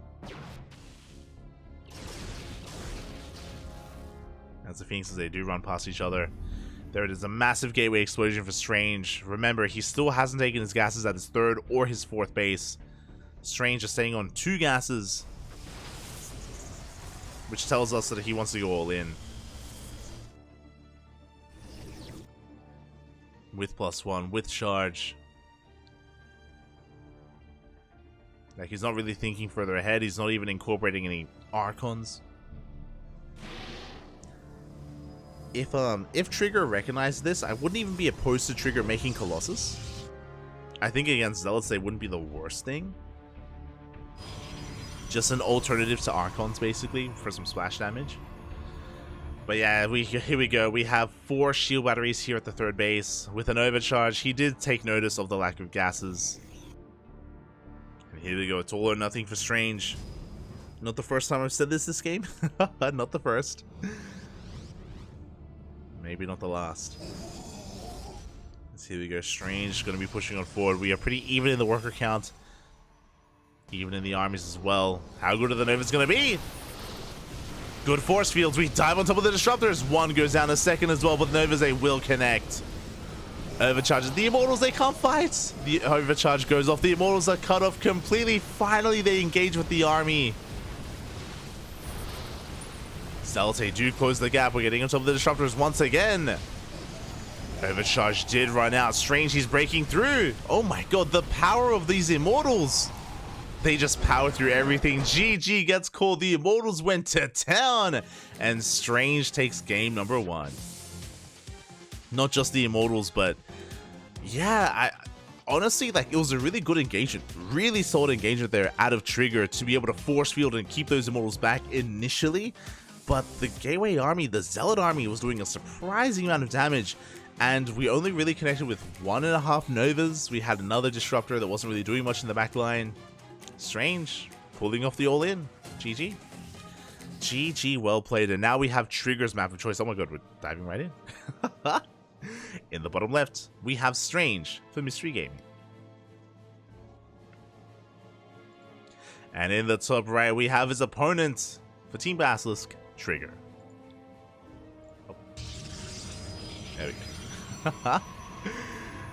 Oh my god, and yeah, that was wild. I'm really impressed that that actually worked from Strange. I felt like it felt like more Novas should have connected there. Again, really good at force fields, but the Disruptors, we were banking on them to do a little bit more, and they were lacking a little bit, and without those Novas going off, Trigger had nothing much else here to keep up to be able to hold on against the army of Strange. And now Trigger is going for a gate expand. Strange isn't. Very curious. So there are 2 maps where you can go for these economic openers and be quite greedy. That is Side Delta and of course Radisson Station. Radisson Station, I mean, that's greedy to the next level. You know, you go for gate expands. Trigger is moving out with his probe though. Interesting, as Strange goes for a 2-gate opener. Back at home, and Trigger going what looks to be a gate expand. But we'll see. We'll see if Trigger commits to this proxy, if he goes for a proxy Stargate even. Cybercore is on the way. Pylon gets thrown down. We could go in a couple of different directions. This is a good position for a proxy Stargate, true. We could even double down and go proxy Twilight Council with the Dark Shrine. Interesting. As Strange is going for a 1-base all-in.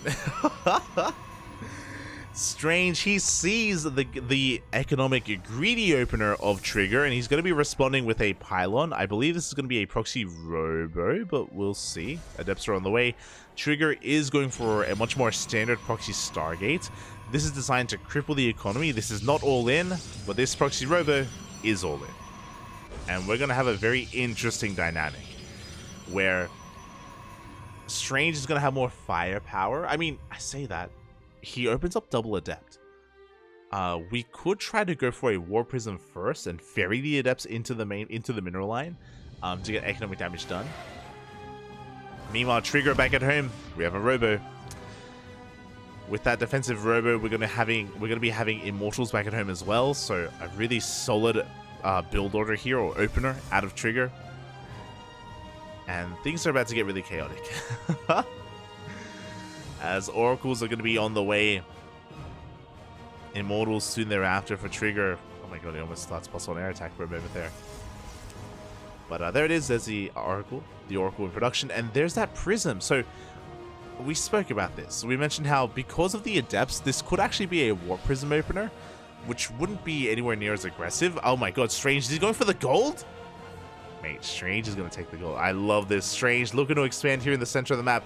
But the Oracle is on the way. Do we have anything to deal with the Oracle?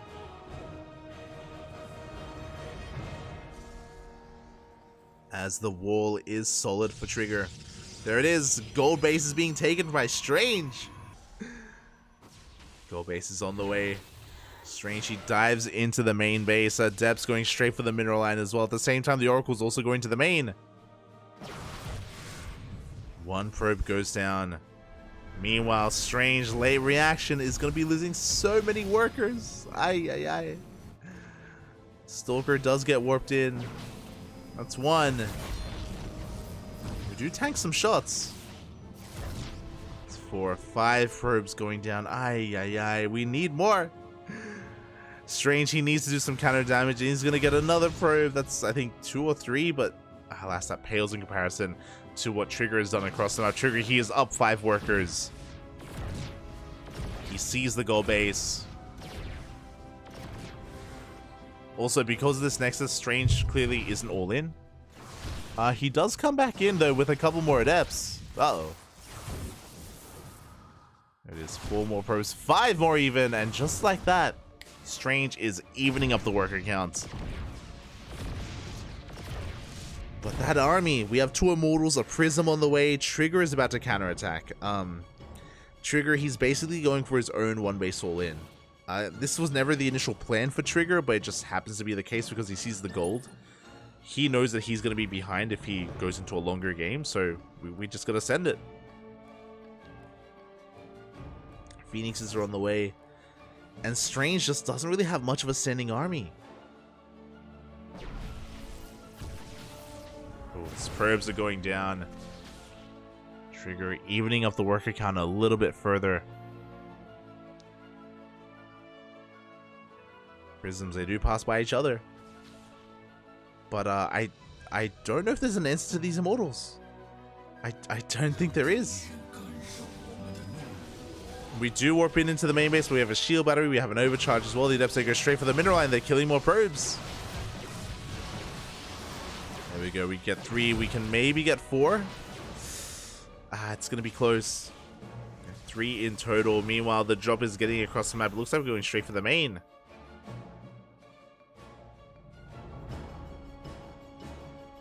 Yeah, Trigger, you go straight for the main base instead. We could go for some pylons. There are Stalkers in position. But against Immortals, yeah, they go straight for the Prism. Can we... Oh my god, they go straight for the Prism. They got to get it! Prism goes down, but the Warpin finishes. The boys, they have to be pulled. And we try to dive on top of the Immortals. Adepts are coming in from behind. Stalkers even. We got to surround. Oh my god. The juggling is looking good. The Immortals are going down one after the other. Just barely. And Strange is holding. He's not taking advantage of his gold, unfortunately. He can't. There's no shield battery. But this is still up in the air.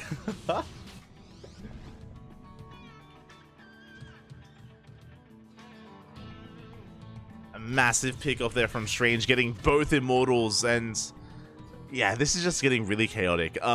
I think I still want to give the edge to Trigger only because Strange isn't mining from the gold. If Strange was mining, then we would be having a very different dynamic here. Yeah, as that gold is still not up and running. But there we go. Shield battery's on the way. I think that's a shield battery at the gold, if I'm not mistaken.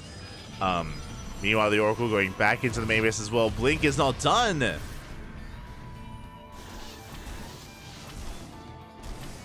At the same time, a Zealot drop into the main base of Trigger, going straight for the shield battery as well. God, this is just so chaotic. Shield battery goes down. We go for some of the probes. Strange heals 7 workers to the Oracle. Oh my god. But if he gets his gold base up and running, then it's okay.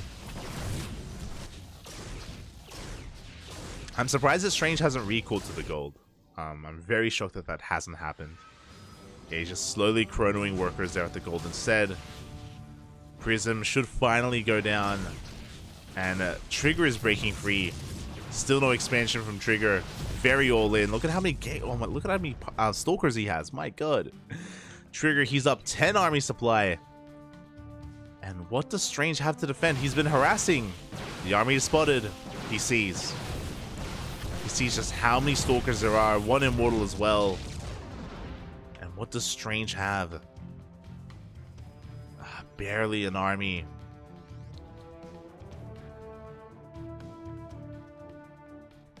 Oh, that would have been a good time to pan over to the army. He's got a couple of stalkers. He has blink. He hallucinates an immortal. Gets one stalker even. Ooh. Counter force fields from Trigger, not looking amazing. I love that we have a hallucinated immortal as well, just to kind of fake out our opponents. Very delicate dance here between our players. Now, if the force fields are good enough, Trigger cannot escape the force fields because he doesn't have blink. Ooh, Trigger, he may actually try to bypass the army, actually. I do love this Trigger. He may try to go for the main. For now, still threatening the main army, though. Well, yeah, we just dive on in. It looks like we focus down the Prism. We do get an immortal as well, but it took 2 volleys. It was a rough trade here for Strange. He just can't afford to lose so many stalkers. Okay, he's bleeding out too much. Being forced back. We have a shield battery. We have an overcharge. Strange, he's still okay. I spoke too soon. I spoke too soon. He got the Prism. He got the Immortal. Is it true? And we can see Trigger just ignore the army and just go straight for the kill. Straight for the main. He knows he doesn't have to waste his time at the goal base, especially when it's not really mining. Force fields are thrown down. That Immortal in the back line putting in so much damage as well. Where are the Blinks? The Blinks are not there. We try to come in first around it. We dive on top of the Immortal. Up. And we get it. Immortal goes down. Can we hold? Reinforcements start coming in. We get some Stalker on Stalker action. And it looks like Strange is barely forcing this back. Oh my god. We have reinforcements on the way.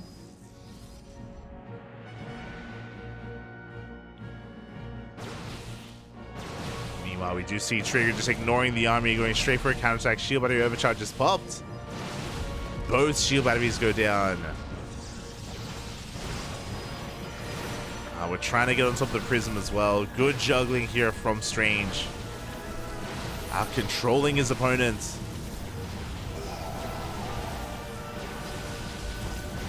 And we do see Strange is trying desperately here to get on top of that Prism.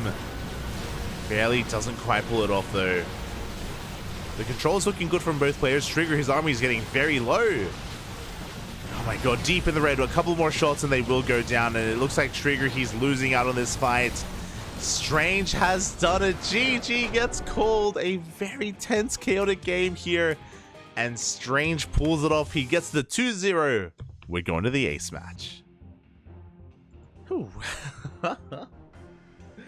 Again, time was working on Strange's side there because he was on 2 bases as opposed to the 1 base of Trigger, a goal base as well. I am so shocked earlier though that Trigger lost both Immortals in his own push. Like, Strange, his defenses were just, yeah, wild. I feel like on paper, oh sorry, as we switch our scenes, I feel like on paper multiple times there Trigger should have been winning there. He should have been overwhelming his opponent, but barely was not, time and time again. And now it's time for the ace match. We're going all the way, we're going the distance. And this is what I mean. These past 2 weeks, Mystery Gaming, they've been popping off. They have no one believed in Strange 2-0. Come on, guys. it's a PvP, Pop. It's a PvP. How could you not? But yeah, Mystery Gaming, they have been popping off these past couple of weeks. They're finally getting into their zone. They're finding their stride. Last week they took down Team Liquid. Can they take down Team Basilisk on Alcyone? I'm curious. I feel like Bunny wouldn't be a bad pick. I think it's going to be a Zerg player. Either Serral or Raynor. Most likely Serral from Mystery Gaming, right? 100%. Sorry, from Team Basses. Most likely Serral. Shin took a game off of Serral. Could Shin do it again? I think so. But this map specifically may be better suited for Bunny. I don't want him to A-Rax again. I don't want that. But that more aggressive style that we saw in Hecate, very Mako-oriented, we could find some success. We could definitely find some success there. I think that there's an argument to be made for both Bunny and Shin. But who do you think? If you're in the chat, who do you think comes out to face off against Serral? Who has the best chance? Who has the best chance?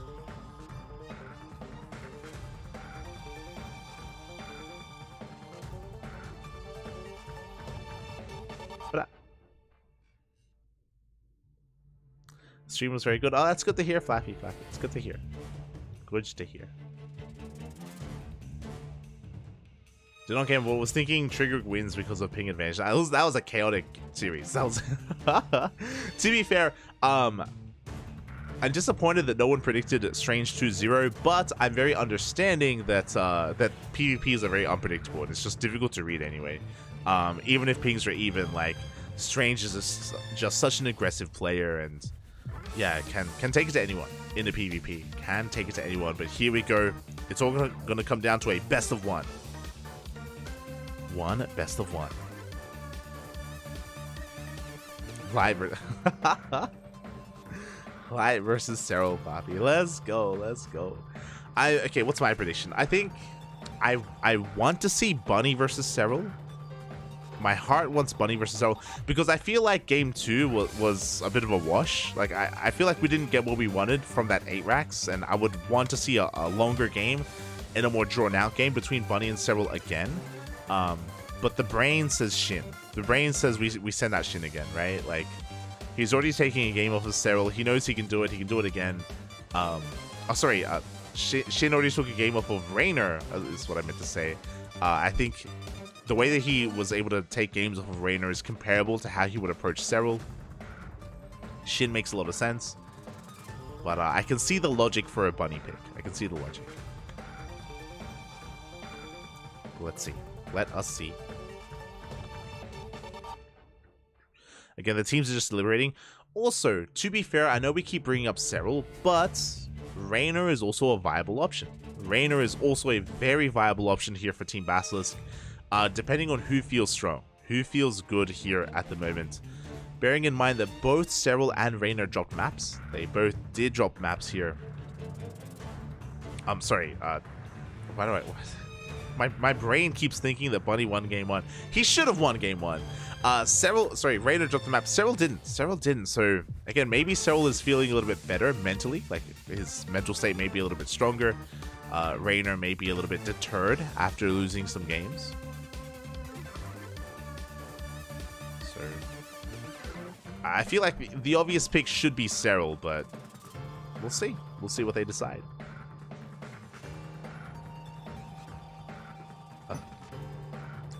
Bunny versus Trigger. Este Colossal. Go. Here we go. Who is it? Oh my god.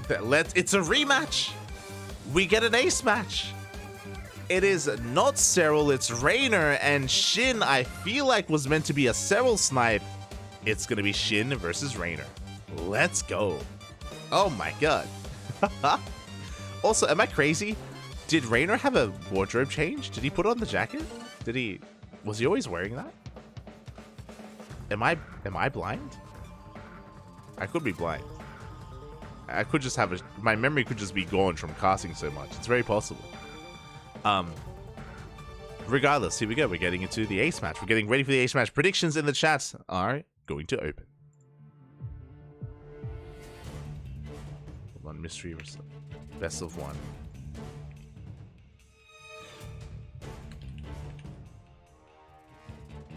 Alright, here we go. If you're in the chat, predictions are open. Who takes it? Shin or Raynor, Mystery Gaming, or Team Basilisk? Oh boy, one way or another, it all ends here. The rematch, Game 3. Game 3 is upon... Oh, they're laughing. Ah, they're bantering in the chat. Feels good, man. Feels good. Love to see it. Love to see it.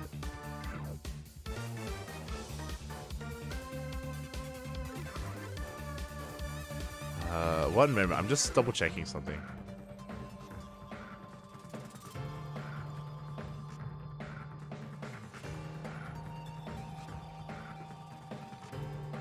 No, yeah, I'm not crazy. Let's go. I thought I was crazy. I'm checking the VOD. Rainer was wearing a different shirt. Or he put this green jacket on. It's new. It's new. I was like, he wasn't wearing that before, right? It looks like we had a bit of a wardrobe change. It makes sense, you know. Rainer just making sure he's looking fly for the chat. Making sure he's looking good, looking suave, if you will. Maybe it's getting a little bit chilly over in Italia, and here we go, spawning in the bottom left hand corner. We have the ace player for Mystery Gaming. It is Shin. And in the top right hand corner, we have apparently the ace for Team Basilisk. It is Rainer.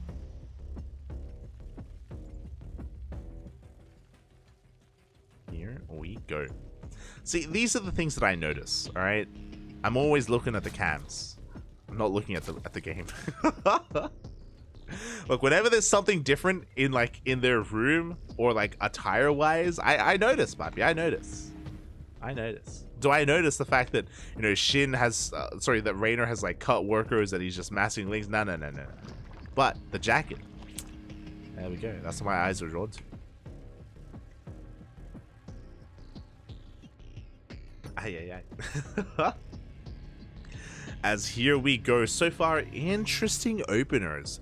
For the first time today, Shin is not going for a 15 hatch. Hatch gas pool openers all around. Very standard stuff here between our players. Again, speaking about the openers, Shin, for the entirety of the day against Rainer, was going for these 15-15 variations, really mixing up these link speed timings. And here it's going to be a little bit different. Now, this gas geyser is still slightly earlier for Shin, but only by a couple of seconds. This isn't the biggest of things. I can see our observer really wants to emphasize the gases. And it is true that Shin's gas is slightly earlier, but only slightly. And I don't think that this window that this provides is too significant. Well, I could be wrong though. We'll see. We'll see if Shin doubles down and goes link speed into a baleen nest or a roach warren. We'll see. As link speed is on the way. Do we pull out a gas? That's going to be the next question, as the overlords are going to be confirming the hatch timings. You can see link speed on the way for Rainer as well. Again, behind by like 3 seconds, I think.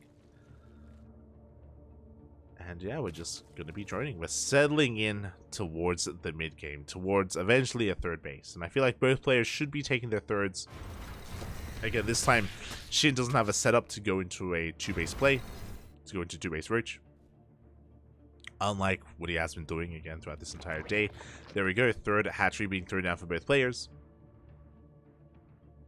And they both confirm it as well. They confirm the timing of those hatcheries. Baleen nest on the way for both players as well. This is as standard can get. This is a very, very meta ZVZ.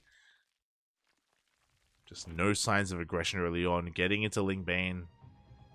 No one's staying on 2 bases. No one's staying in gas and rushing into a lair. Everything's looking normal. Until now. Here we go. The aggression has begun. We're going to be cutting workers for now.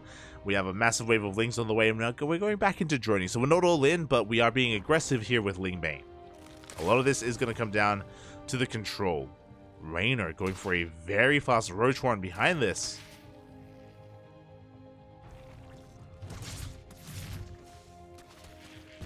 Roach warren is already on the way. Shin 1 step behind. The baleen coming in. Good connection. A bit of a misstep there from Rainer. Taking a baleen to the face. Yeah, you can see there 8 links going down for nothing. Do you want to be careful here? See, baleen's a do rolling forward. So far, Shin having good control. But Raynor, he's working on that next step. We took note earlier that Raynor did have a very fast Roach Warren. Roach Warren's still on the way for Shin, and Shin, he hasn't seen the Roach timing of his opponent. Uh-oh. He hasn't seen, he doesn't know. Now, thankfully, Raynor's droning, so even though he's getting fast Roaches, and there we go, the link does get into the main base, does confirm the Roach Warren is done. Shin is aware. But again, Raynor is droning behind this, so he's pushing, but I believe he's just, again, posturing. He's trying to force a reaction out of Shin. He's trying to force an overreaction while Raynor drones. Oh no! As he does take some Baileys to the face, loses his slings. Not ideal. Raynor's still heavily droning though. Droning up to 46. And Shin now starts droning after being forced to make an army. Oh, this is a rough move. This is a rough moment here for Shin. He's got a lot of catching up to do. He has an army, yes, but he can't do anything with it. No lair, no roach speed. Lair now on the way. And Shin should be aware that he's been bamboozled. He was forced to invest into an army that he's not going to be using, not yet. And this may even force Shin to go for a Spire to come back. Spire play, I wouldn't be opposed to it here from Shin's position.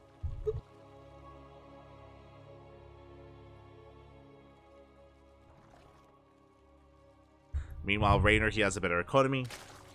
We're getting into our lairs. Gases are being taken. Spine Crawler on the way. With these gases from Raynor, I'm curious if even Raynor's going to go for the Spire. And there it is. Spire is on the way. Makes plenty of sense. We're not investing in upgrades. Raynor, he's ahead, and he's looking to get further ahead, taking every single gas he can. Meanwhile, Shin committing to roaches. Okay, so there's going to be an interesting timing. There's going to be a window where Shin could try to kill Raynor before he gets into Spire play. As we're pointing out, we're rotating between all the bases. We get it. We're rotating between all the bases. The gases haven't been seen. The gases would be a big tell. There it is. Spire now on the way for Shin. Very late compared to his opponents. But again, the gases haven't been seen. The Spire hasn't been seen either. Both players are in the dark, but Raynor is going to be getting into mutas first. We need to scout this. We need to figure out what the hell is happening. Overseer going into the main, taking a lot of hits already. I don't know if it's going to make it. Is he going to make it? He will. He will make it behind the mineral line. He gets eyes on the Spire. That's almost done at this point. I'm curious. Shin, if he wants to, he could even try to go Corruptor instead of Muta. It's possible.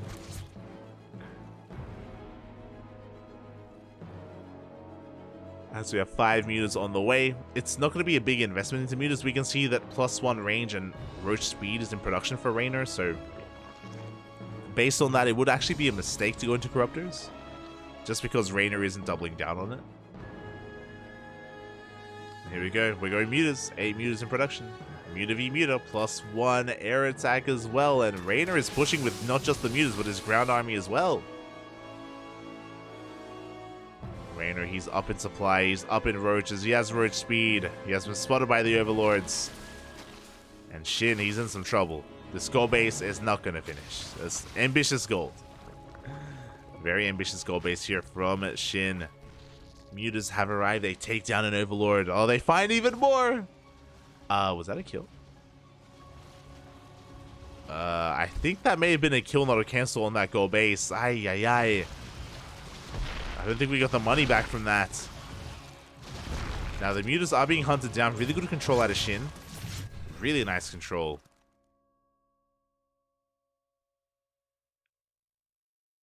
Shin is, doubling down here on mutas.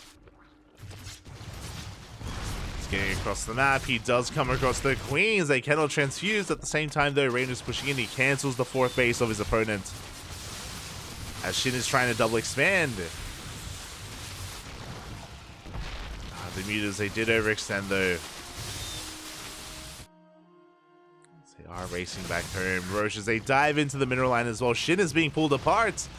He's catching a lot of roaches and ravagers, but the economy, that's what's important. 11 workers go down. 4th base is under fire. Mutas, they get dove upon, and Shin bleeding out a little bit too much. Shin is ahead in mutas, but they're very low. Does have to retreat, does have to back off. Oh my god, and Shin, he is transitioning out of mutas into Hydra Lurker Viper. I appreciate this transition, but it's going to take a long time. It's going to take a while here. And Raynor, he gets his own gold up and running. Has been spotted. We could try to punish it, but Raynor, he's getting away with so much with that gold. Spores are finishing up. Now, Shin is working towards a more efficient army.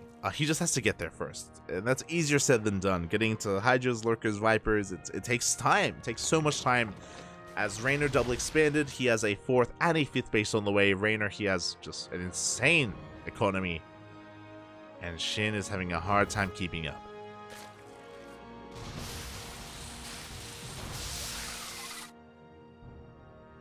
Things get caught out. Mutas, they dive into the pocket. Oh, sorry, into the 3rd.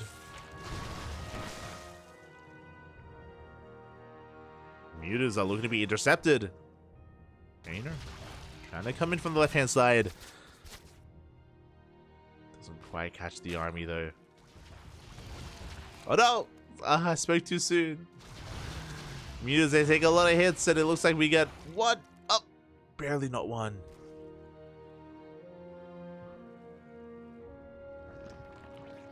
Raynor is repositioning. Shin trying to keep up. Shin maxed out. Ooh, and I don't think this is the fight that we want to take. The mutas, they're overwhelming, but here come the fungals. Big chain fungal here on the... Oh my god, the chain fungals do not stop, but they don't really do too much damage. Yeah, the mutas, we needed them to be a part of this fight. Raynor shaving off a lot of roaches here. Shin pulling back a big fungal, and the Hydras, they get on top of the army. One fungal is not enough. Here comes a second. Hydras are going down one after the other. Do we have another fungal? We don't. The infestors. 2, 3 of them go down. Big losses. And Raynor's getting out of hand. He's getting out of control.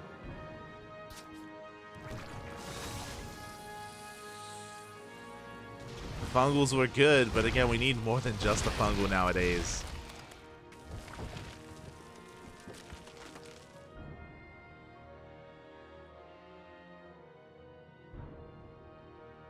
Supplies are looking pretty close. More infestors are on the way. Raynor is doubling down on mutas, actually. Interesting. Muta production is continuing. The Ling run by going straight for the main base, past the main army as well. At the same time, Shin gets into the mineral line. Chaos going on all over the place. Drones are falling for both Shin and Raynor. Raynor coming back home. He catches the mutas. Pretty sure we wanted to get rid of them. But, yeah, rough loss here for Shin.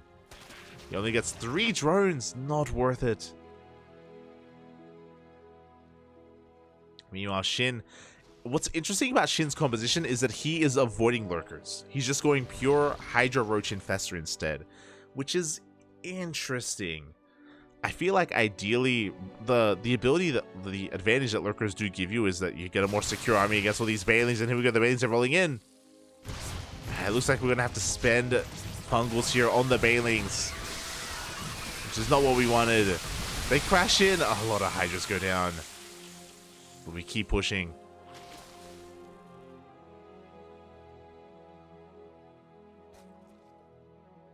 Yeah, we are still not at any kind of lurker tech. And against a Roach army that's amassing, that's a scary thought. Not just Roaches, Banelings as well. Like, lurkers, they give you just such a solid backbone against Banelings, and it's something that we're lacking. Oh no! Show us! Banelings rolling in. So far, good control out of Shin. He doesn't overextend. Pushing across the right-hand side. A lot of Banelings are getting ready. This is going to come down to the fungals. The fungal! Oh my god, barely does connect. Another fungal as well, and we are spending a lot of fungals on these Banelings. And we still need fungals for the mutas. That's the problem. We need fungals for everything. That's a lot of mutas. That's 2 clouds of mutas. And they're coming in. Fungal was wasted there on a Baneling. But the hatchery will fall. Shinny's breaking through. I believe he has maybe 2 fungals remaining as reinforcements they're getting picked up. Oh my god, one after the other. So many units are going down. Bailings are just barely finishing. Oh my god. The infestors. You have to babysit those infestors. The Bailings, they do barely finish up. And here we go. Rainer is coming from behind. Yeah, massive surround. The Bailings, they will connect. And it looks like Rainer should clean this up. Microbial Shroud doing what he can. But the mutas are snowballing out of control. They get every single infestor. They get all the hydras as well. You can see just how little damage those fungal growths do.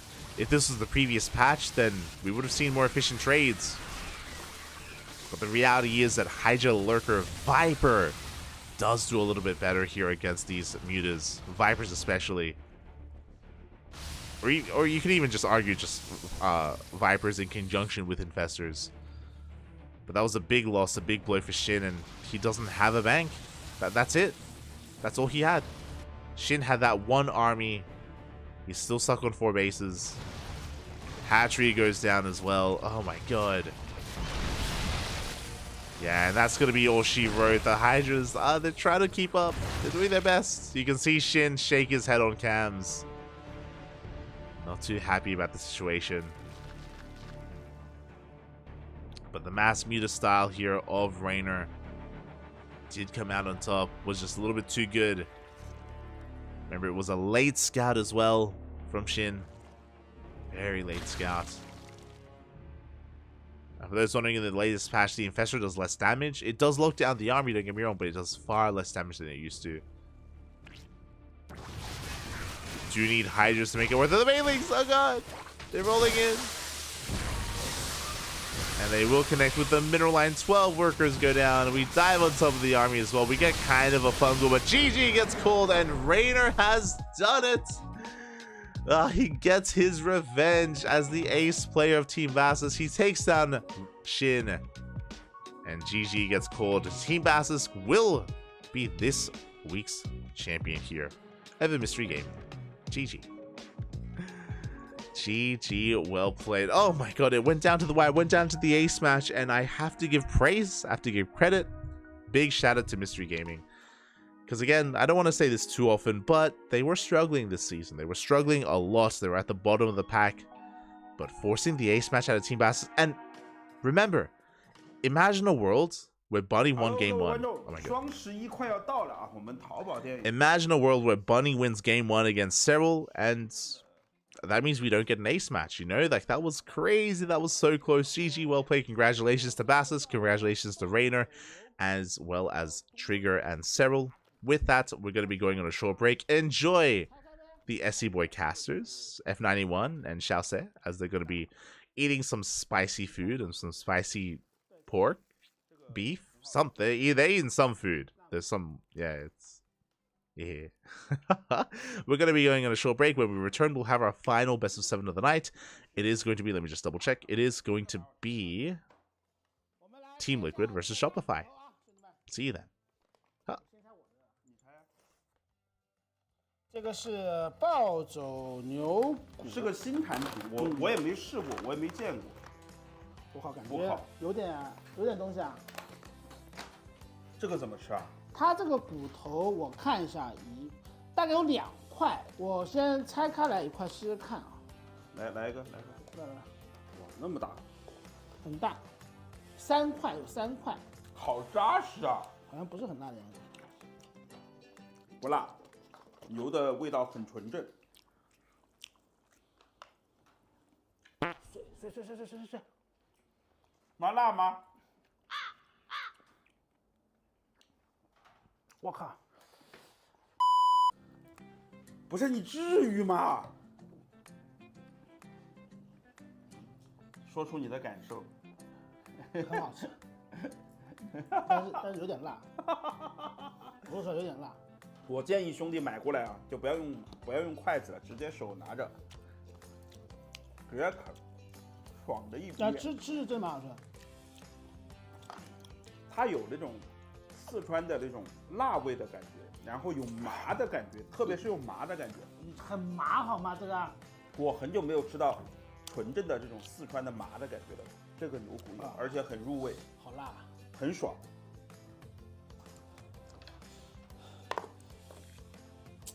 但是很好吃啊！就你虽然有点辣，但是你吃完就想再吃，对，我吃一口想再吃，真的好吃。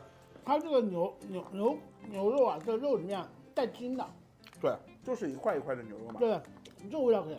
我反正是蛮推荐这个牛肉的。这个牛肉虽然不那么容易吃，也不是辣嘛，辣你还吃，越辣越想吃，越吃越辣，然后就拼命喝水。这个牛肉我可以推荐一下，大家双十一可以尝试一下，很爽。多少钱呢？我觉得双十一大家可以去看一看这个店铺的首页啊，这里店铺首页它有活动。如果是不能吃辣的兄弟呢，可以看看他的状态，就是比较真实的反应。不是，是这样，就又麻又辣，就是第一口下去，我开始还以为没什么啊，就我咬了一大口，然后突然一下子就先是麻了完之后是后面是辣，就爆开了。啊，对，就是这种感觉。不能吃辣的兄弟，千万要忍住啊，不要挑战自己。反正整体来说，我很久没有吃到这么纯正的四川的麻辣的味道，这个东西又麻又辣。好，我们接下来看我们的第二个产品，第二个产品叫多肉一把骨，这个看起来有点夸张啊。这怎么吃啊？直接手呀！妈的个鸡！对不对？寝室里面如果两兄弟买了，一人一根，拿着就啃，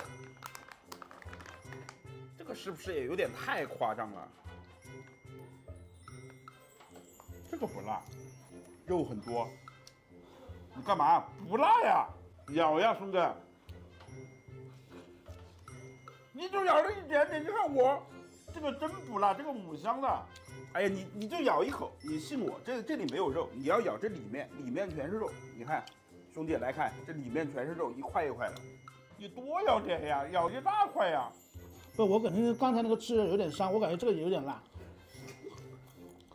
这个真不辣，但是这个的肉呢，比这个牛骨头要稍微多一点啊。牛骨头的肉没有这个那么扎实，这个一口下去，那个感觉就是满足，真的好吃。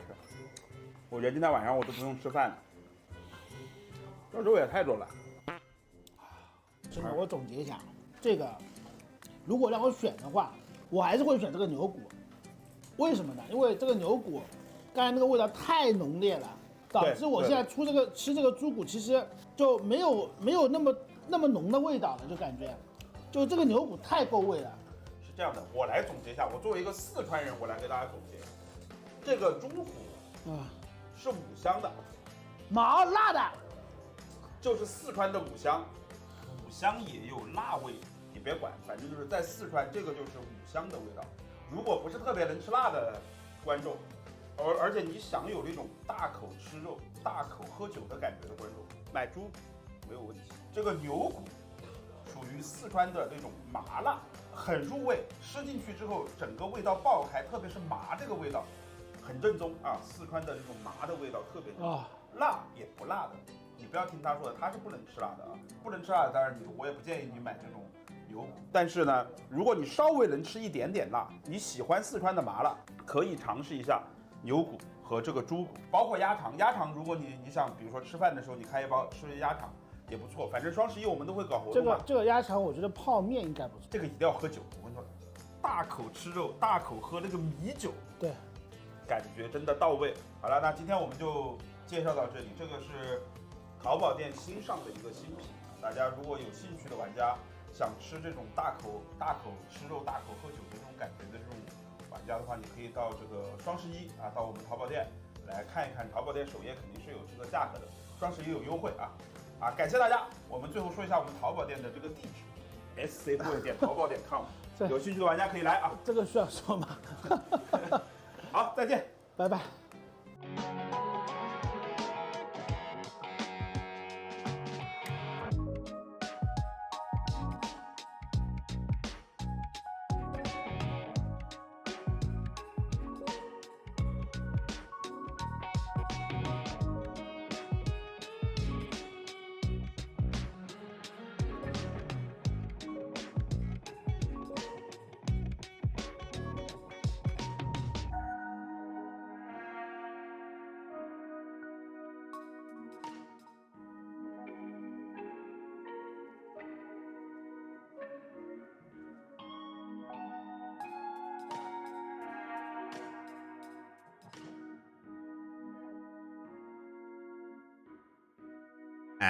And welcome back, everyone. Welcome back to our final best of 7 of the night. It is going to be Team Liquid versus Shopify Rebellion. And oh, what a lineup we have. The ZVZs continue.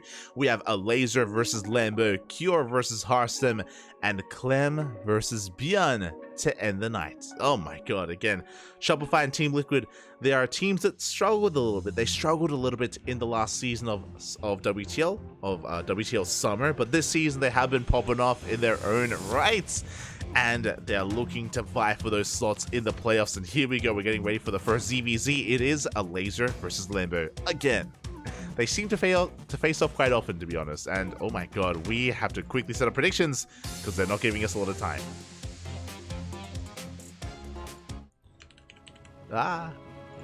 As here we go, in the bottom right hand corner we have for Team Liquid a Laser,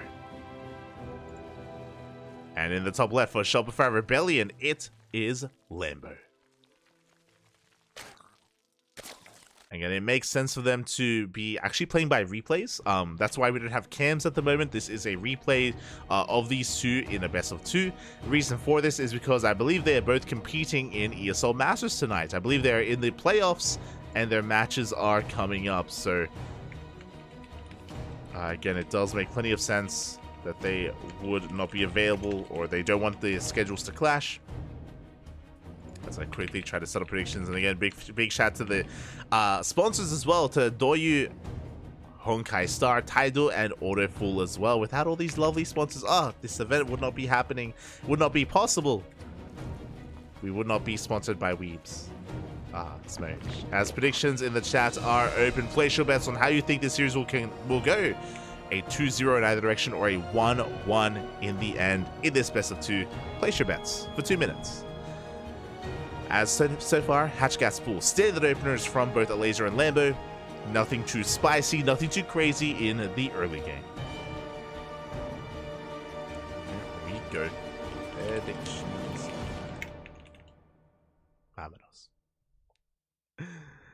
As this is actually a rematch, they actually faced off in the playoff bracket of ESL Masters Winter in the European regionals, and they went the distance. They did go the distance against each other. Again, I do think that these two are very comparable skill-wise.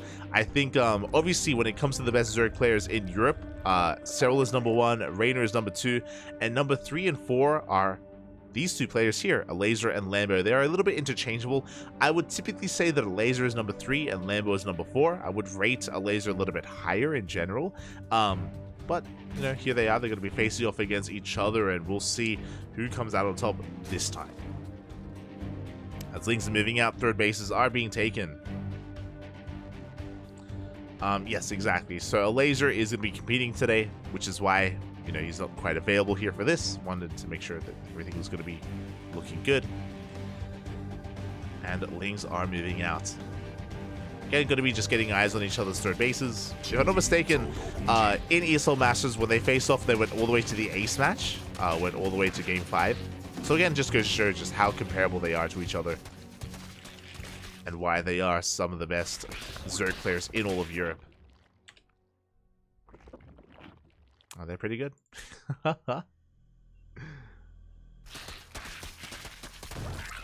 I'm just double checking. Yeah. Went all the way to the ace match between these two in a best of 5. So again, I do think this is going to be very difficult to call. In a best of 2, could really go either way.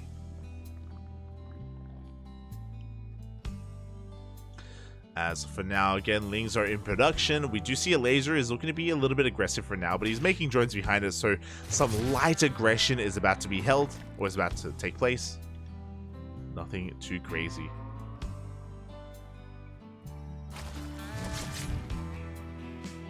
Here we go, Bailing's on the way as well, just to be able to defend. Both players are still hyper-fixated on droning.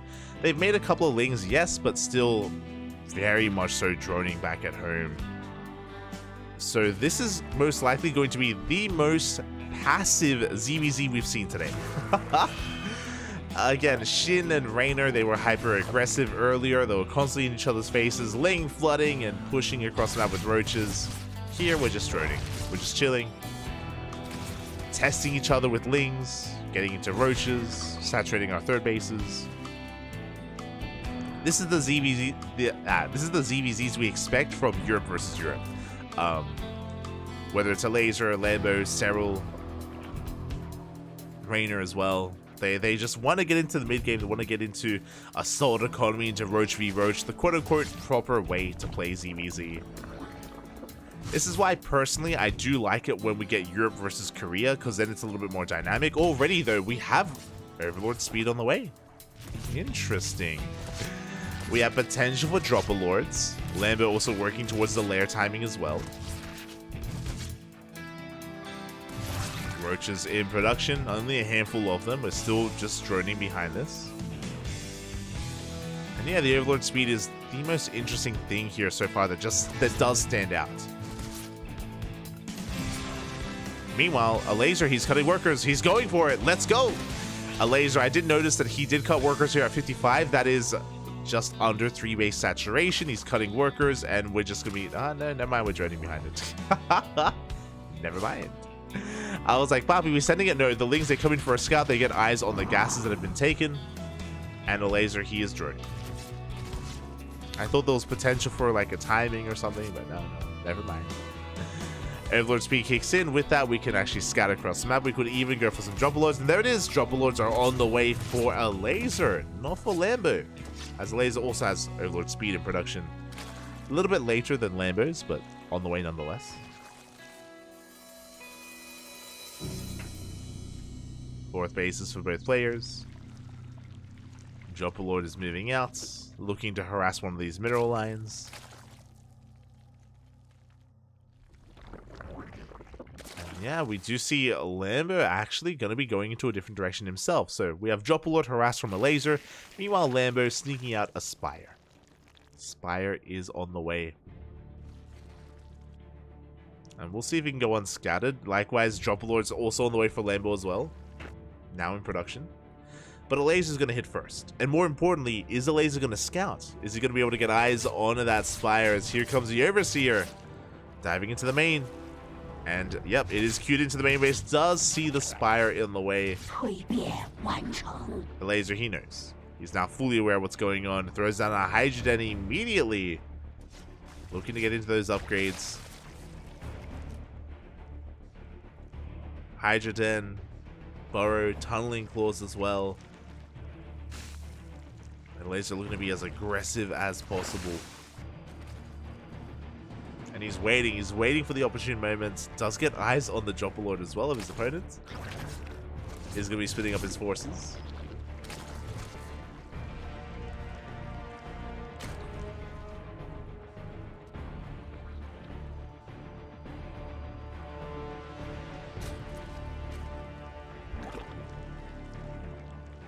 And armies are about to max out. Lambo is going to be maxing first. What's interesting is that he actually hasn't invested into his mutas. The Spire is done, by the way, but yeah, we haven't committed there. We're actually going for the drop into the third. Oh my god, the Bailey's! Oh, there was no reaction here, and a laser, he loses his mineral line. Ay. Not like this. A late reaction there out of a laser, and here comes the army from Lambo. He's snowballing out of control. Looking to break on through a laser. He had his army split up. He was ready for the drops. Not ready for the push. He's dropping across the map, but Lambo is just forcing his way into the third base. And Lambo, does he have too much? It looks like he does. It looks like he does have too much. He breaks through the defensive line. Took down the mineral line, pushing in towards the natural base. He's losing some drones back at home. But that is supply the laser doesn't have to defend, as he barely forces this back. The Dropper Lords are being annoying. They're getting workers. But Lambo is still up in supply, still just a little bit distracted by these Overlords. God, that Overlord's so low, actually. As the dust settles, a laser actually technically has a higher worker count. He has been droning, has been resaturating his bases. Laser working on 2-1 upgrades. Lambert cutting upgrade production, if I'm not mistaken. Uh-oh. Doesn't bode well. Yeah, Lambert, he's only got +1. What goes down? Lambert maxes out once again. He's not wasting his time with upgrades. He's playing almost like a laser did a couple of months ago. No like minimal upgrades, breaking on through, and maxing out once again.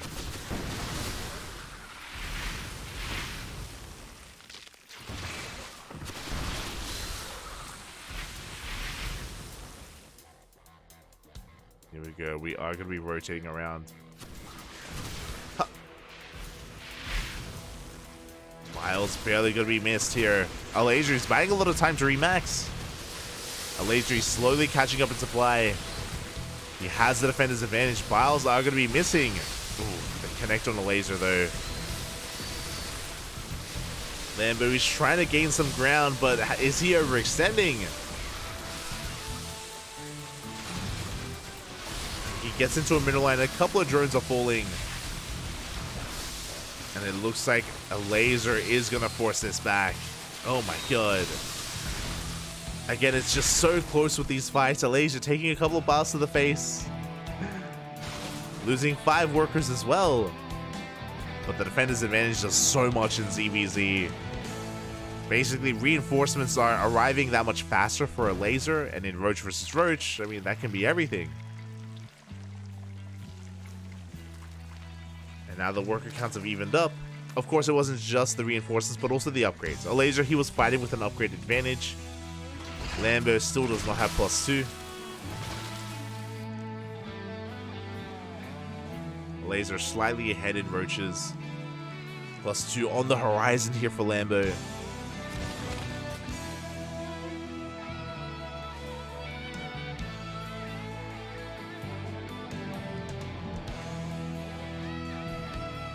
As both armies are maxing out again.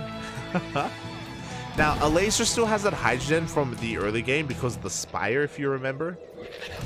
And he's actually investing in some upgrades. He has the breathing room here to invest. 200 supply, working on +2 carapace, Hydra range. He's thinking about those lurkers. He is thinking about it. Meanwhile, Lambo, he's going to try to force his way in. Yeah, pulling apart the attention of a laser. Yeah, forcing his way up the ramp. He's going to take some biles to the face.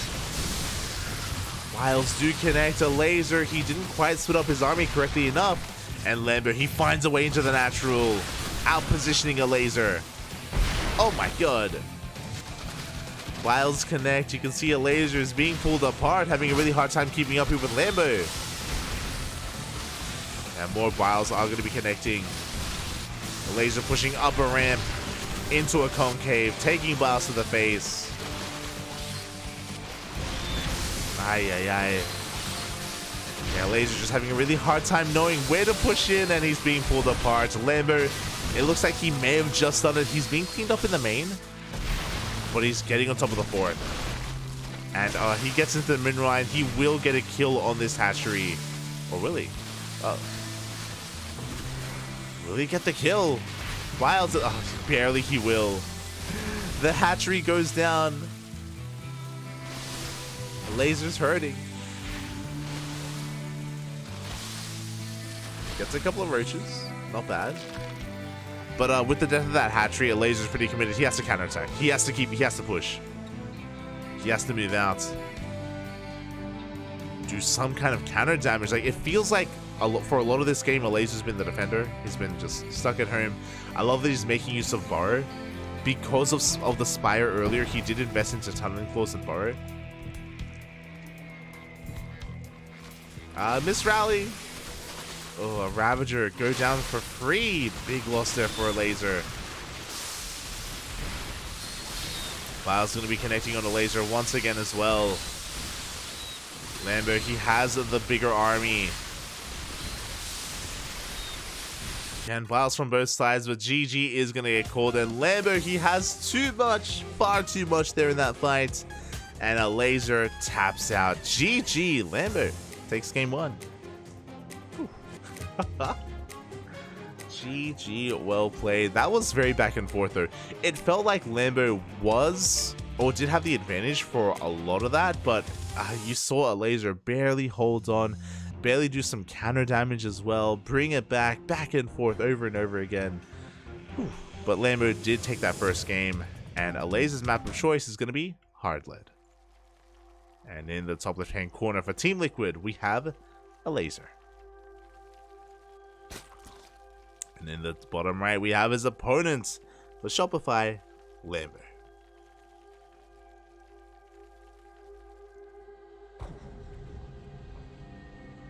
Whew, that was wild. That was quite a back and forth. That was really the ebb and flow of ZVZ. Things took a while to really pop off though. Both players were pretty passive up until the 4 base mark, where both players were on 4 base saturation, essentially, or 3 base saturation and a 4th base for Larva. 60 plus workers. And then the Roach counterattacks began. The drop play, really it all began with Lambo coming in with that bailing drop into the mineral line. Things kind of popped off from there. And now we're going to be settling into game 2. Again, the pressure is now on a laser to fight back. Can he do so? Or will Lambo clean it up? I did see in the chats, you know, that Lambo would be so eager to crush a laser after ESL Masters. I mean, I'm sure there's a little bit of pride on the line, I'm sure. Especially because, as was mentioned, Lambo, he did struggle in ESL Masters in general. Did struggle quite a bit.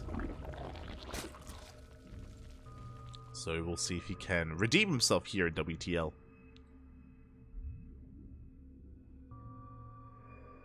Can pull off that redemption. But now hatch gas pool. Hatch gas pool here for our players. Standard stuff. I wouldn't be surprised if once again in the early game we get up to 3 bases, we get a couple of lings and mains, but we just focus on droning. We are on hard lead, and hard lead does have a very short rush distance. Very short rush distance by ground, so if we did want to be aggressive, this would be the map to do it on. And this was a laser's map of choice, so maybe a laser is thinking of going for a timing attack or even an all-in. Or at least incepting that kind of thought into the mind of Lambo and keeping him maybe overthinking. Keeping his attention on what could be instead of what is. So now 3rd bases are being taken, everything is still looking normal. Lords are backing off. Gonna be injecting back home. Just gonna be keeping up with each other. Bailey-ness is on the way here for a laser. And likewise for Lambo. We're not cutting corners, everyone is keeping up with each other. Everything is as it should be.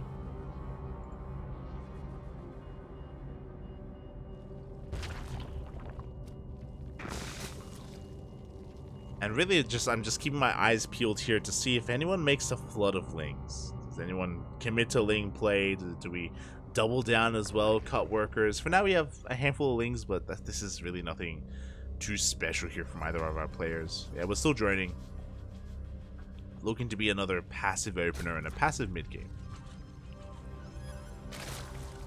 which is fine. Which is fine, of course. Things don't have to be hyper aggressive all the time. You can just settle in towards a longer game instead.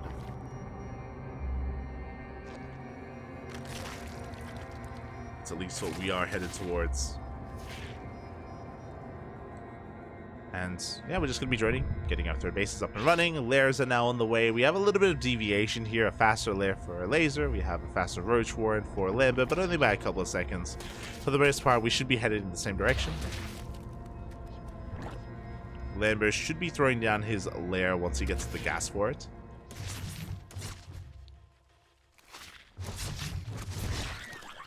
Oh, never mind. Okay, so Lambo, he's going to be delaying the lair in favor of +1. So Lambo is going to be ahead in upgrades. Meanwhile, a laser, once again, going for a faster lair alongside Overlord speed. Dropper Lords. Dropper Lords should be on the way on the horizon for a laser. They did okay for a laser in game 1, but they were amazing for Lambo. I'm sure he does want to make use of that.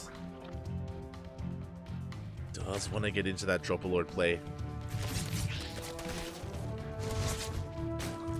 And something that has also been going on here that I've been glossing over is that the players are constantly scouting each other, constantly sending link. So even here, we saw a Laser scout the third, likewise Lambo scouting the third.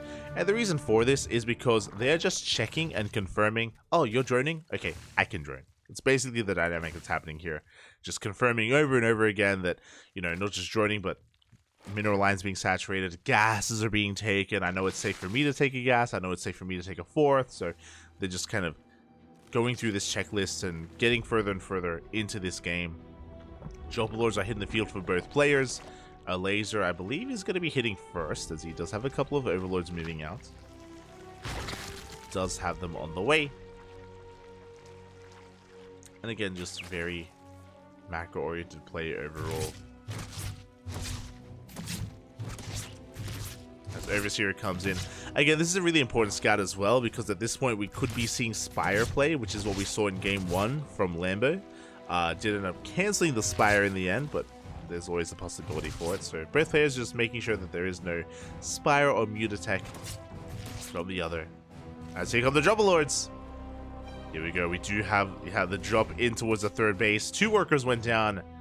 Jump towards the main was deflected. So some damage was done, but Lambo was able to keep up. Likewise, we do have the drop in towards that natural base. This is a bailing drop, by the way. Lambo has a lot more potential with this. Does force the split. Gets 1 drone. Less than ideal. Up! And gets three drones for 4 bailings. Not worth it here for Lambo. I would say probably a better trade here for a Laser overall. But Lambo actually does have a worker lead. Okay, he's up to 70 workers. He's droning. Is he droning too much? So for those wondering, 3-base saturation is typically what you want to work towards. Any more than that, and you get some diminishing returns. And I'm concerned here, like Lambo, he's droning up quite heavily. Meanwhile, Laser just focusing on building up his Roach army. +2 on the way. Tunneling Claws, burrow, get into the main base. We're going for the Queen. Queen will go down. Contamination on the Roach Warren. Let's go. And that shows us that Lambo is fully aware of Tunneling Claws. Like, he's fully aware of like the burrow play. He's getting into it himself. As Lambo is still droning. Meanwhile, Laser, he's content with his 67 worker count. Content with his 3-base saturation. Oh, thank you, Jeff. Thank you, Jeff Bezos. Do appreciate it. Do appreciate it. Gracias, papi. Gracias. Long time coming. As a Laser is the first to max out. And not just max out, but because he has a lower worker count, he will have a larger army in general. Bear that in mind. Hydrogen is on the way to work on the next step to get ready for mutas, but also get ready for Hydra Lurker Viper. If we do get there.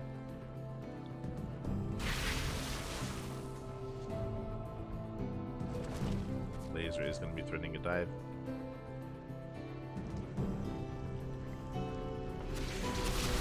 And you can see how difficult it is pushing up this ramp. I mean, the Laser is coming in from 2 angles. He's committing. Just forcing himself up the ramp as well. A Laser slightly behind in the upgrades, only with +1 range, not carapace. And Lambo with the concave, with the high ground, with the defender's advantage. Can he barely break through? He's getting on top of the Ravagers. There's only 3 Ravagers left, soon to be 2, and Lambo, he is shutting this down. Again, better upgrades. Faster reinforcements. Lambo does force back a Laser. Now, as a Laser lost his army, I'm curious if we're going to be building up a Hydra count. Not yet. We have the Hydra Den, but we're not getting into Lunkers just yet here for a Laser.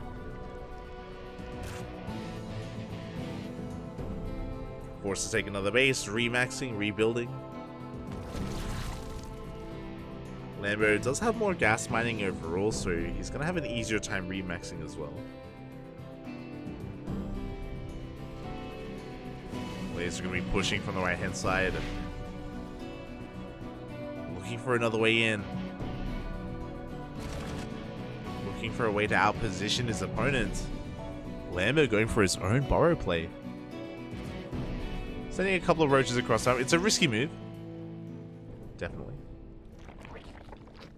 Conversation bit has this one. Bailey's in one lin. 4 workers. Not bad. Devastation bit is going to be forced to be cancelled in the main. Or will it? It's going to be close. Remember, he does get here in time. Will save that pit. You can see a laser working on his own infestation bit. Lambo, he actually threw down a second infestation bit as well, just in case. They're playing it. Both armies have maxed out.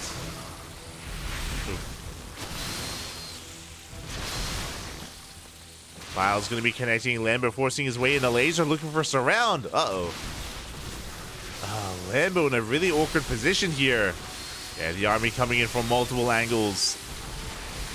Good splits from Lambo. Really awkward engagement out of a laser. Reinforcements are on the way, and it looks like Lambo, he may have overextended. He does have reinforcements coming, but it takes a while. And the Ravagers are exposed. Oh my god. Ravagers are going to be going down one after the other. I would say a big overextension there. I think Lambo did lose, more high-tech units, more Ravagers in general.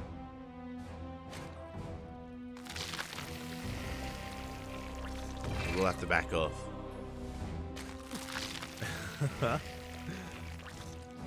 Will back off in the end. Lambo, he's working on the Hive. Meanwhile, Laser building up his Hydra upgrades at least. Hive will be for Vipers, for 3-3. Just thinking about that next step. Laser just one step behind here when it comes to the Hive. Here we go, we're pushing in. Once again, we try to push on through, try to break this forward base. But Lambo, he's just crashing into a brick wall. Yeah, this is not going to be it. Just a laser has far too much. He completely shuts this down. The better concave. Once again, just better reinforcements.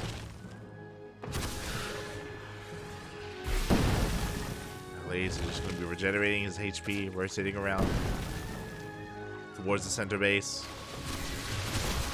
You can just see how well a laser did trade. And can he break through? He's trying. It does feel like whoever's the defender just wins these fights, typically. Yeah, and Lambo, he does force back the army. The pendulum swinging one way and then the other. Bots will connect. Do connect. Hydra's in the mix. Laser remaxing instantly. Hive is on the way. +3 attack in production here for Lambo. Do we have any lunkers? I don't think we do. Where are the lunkers, man? The lunkers. As the laser is going for some tunneling claw roaches here towards the left-hand side. No detection. Uh-oh. No detection is available. Lambo is being distracted, and here comes the army. And Lambo's going all in. Oh no, he's throwing back around. Never mind, he's pushing, but also trying to defend at the same time. And this base is going to go down. 14 drones as well. And this may be the moment that Laser's been waiting for. Catching Lambo completely out of position. Takes down a base, takes down a mineral line. And now Lambo, he's hurting. He will have +3. He will have a larger army. This is true. Lambo will have a larger army, but he won't have a bank, or as big as a bank. Won't have as much sustain. It's a risky move here from Lambo. He's going for it. He's not redroning. He had the option to, but he chose not to.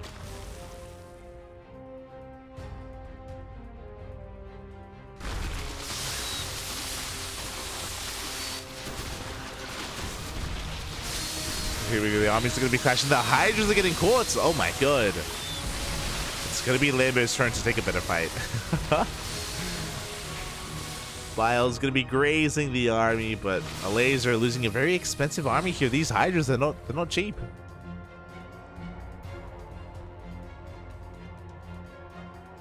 Feels lunkers, man. No lunkers. We do have hives. +3 range is gonna kick in for Lambo first. We will have better upgrades. We have contamination. Oh, not quite. I'm waiting for the contamination. More Hydras are on the way for a laser. He's trying to find another way in. He did kill a base earlier. It's a couple of hits in. He's going for the Ravagers. Gets one. He's going to get two. He's going to get three. Good target firing here from Malaysia on the left-hand side. Meanwhile, on the right, the piles are dodged. And the laser, as he just traded too well, he breaks through onto the base as well. The center base from Lambo is going to be going down. 10 workers as well. And Lambo is being pulled apart. It's just too much. He just lost 2 bases, his 5th and his 4th. He's down to 3.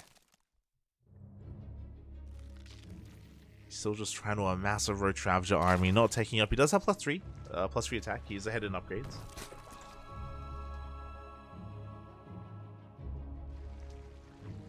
He's ahead in those upgrades, but will it matter? Because the supply in a mirror matchup does not lie. Yeah, as a laser, he's going to be able to push on through. The concaves are looking pretty comparable, but a laser has numbers on his side. And it looks like we are tying it up. GG gets called. A laser will tie up the series 1-1. GG. Whew. Oh my god. GG, well played. Again, very, very proper ZVZ between these two. As we saw some very passive early games into the mid game. Basically, it was like no rush 10 minutes, where both Lambo and the laser, they were just droning, saturating their bases, getting up to 3 base economy, and then the aggression began, with dropper lords to begin with, of course. And we saw that Lambo was finding some wins here and there, don't get me wrong. He did have some stronger upgrade timings, but a laser was able to fight back. A laser was able to, of course, pull his opponent apart eventually and cripple the economy. And over time, Lambo, he ran out of steam. But now we find ourselves in our next best of 2 between Cure and Hearthstone. Oh, let's go. Here we go. It's going to be a TVP here, of course. Again, Cure, the most recent pickup from Team Liquid. And predictions in the chat are open. For the next 2 minutes, predictions are open, so place your bets on how you think this series will go. A 2-0 in either direction or a 1-1. Cure, arguably the new ace player here on Team Liquid, and here we go in the bottom left. We have for Team Liquid, it is Cure. And in the top right, for Shopify Rebellion, we have Hearthstone. And I was concerned, but Hearthstone isn't playing tonight. Okay, there we go. I was like, I'm pretty sure Hearthstone is still in ESL Masters Europe, and he is, but he's not playing tonight, so don't have to play via replays. We can play it out live here in Cure. This has been very popular in this matchup. He sneaks around. He does not bypass the probe. The probe saw it, but Hearthstone may not have seen it. The eBay is thrown down. Hearthstone. The probe saw it, but Hearthstone did not, and that means that this eBay will get up and running, and Hearthstone will be forced to take the unnatural natural. Ay. Okay, for those wondering the way that this works, because the eBay has so much progression, Hearthstone should be forced to expand elsewhere, but oh, my mistake. Hearthstone, it looks like he did see. Zealot is on the way, Proxy Pylon is being thrown down, Cure did not scout the main base, and Hearthstone, he doesn't care about the eBay block because he is focusing on his own aggression, on his own, I imagine, Proxy Gateway. This wouldn't be a bad location for even Proxy Robo. Do we go for a 1 base all in? There we go. Stargate. Okay. Proxy Stargate. Zealot is going to be chipping away at the eBay, which means Hearthstone is going for a delayed expansion. I don't know how I feel about this. Oh no! Ninja base? It's gonna get scouted. Oh my god, the probe gets found. Cure, he does spot it, and yeah, Harsum is gonna back off. Oh, or pivot back in. Curious. 基地遭到攻击。 So Cure he saw the probe, he doesn't see the proxy though. He's not fully aware of what's going on. Where's the cancel? Up! Void Ray? Okay. I see you. Okay, so a couple of things. One, Proxy Stargate is usually just for aggression, just to get ahead economically with an Oracle, but we have a Proxy Void Ray. This feels like a late shield battery setup. I'm not too sure if I'm fond of this here from Harsum. This is very disjointed. Very chaotic. Yeah, we force a cancel on the pylon. No ninja base. This feels very improv out of Harsum. He's coming back in with the probe. Is he going for the ninja base? I think he is. He has 400 minerals. Yep, ninja base. There you go.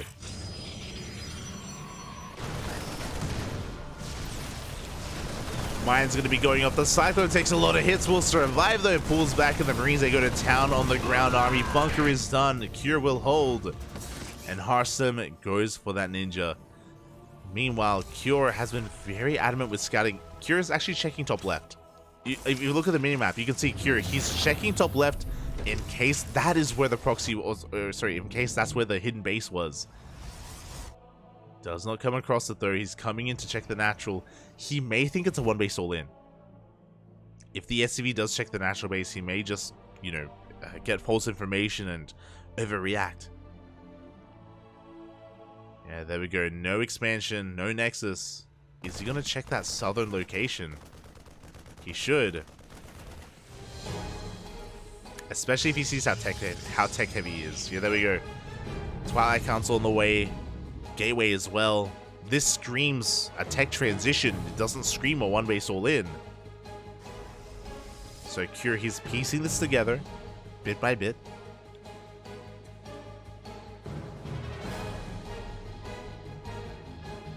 He's trying to piece it together. Meanwhile, yep, CC on the high ground.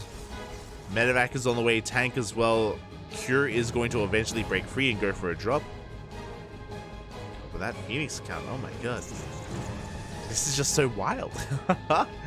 Harsum, he doesn't recall to the pocket. He actually Maynards manually over. So it's going to take a little bit longer, but we'll get there.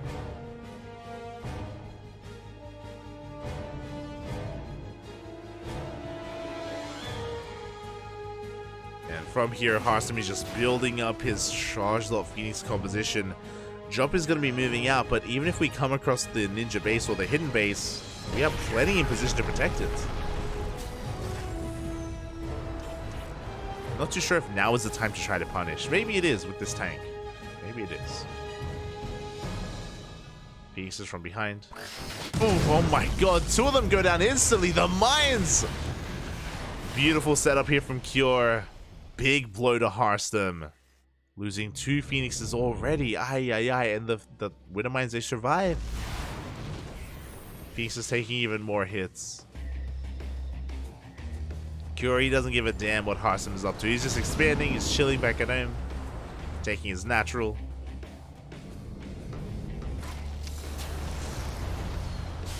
And I love that we're ferrying this drop. We are escorting the drop here with these Vikings, making sure it's safe against these Phoenixes.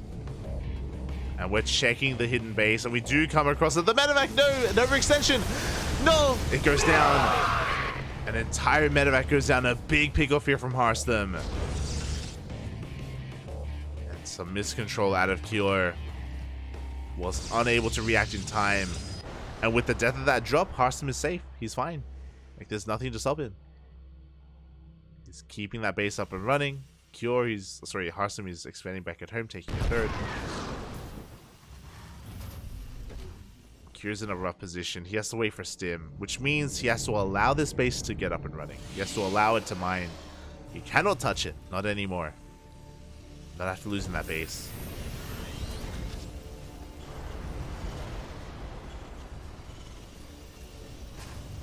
Escort slacking. Yeah, the Vikings, they were a little bit far behind. The medevac boosted forward.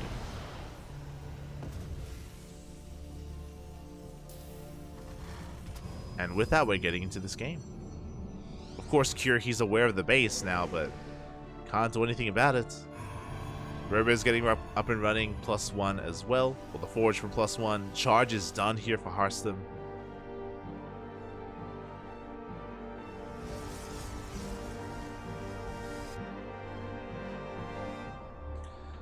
And yeah, Hearthstone is just settling into this. Now, the downside is Hearthstone doesn't have any splash damage, so this eventual tank push is going to be pretty insane. Yeah, 5 Raxes in total. No third CC. This is looking like a 2-base all-in at a Cure. This is looking very committed. Now, we may throw down the third CC as we push, but this is still going to be a terrifying push for Cure.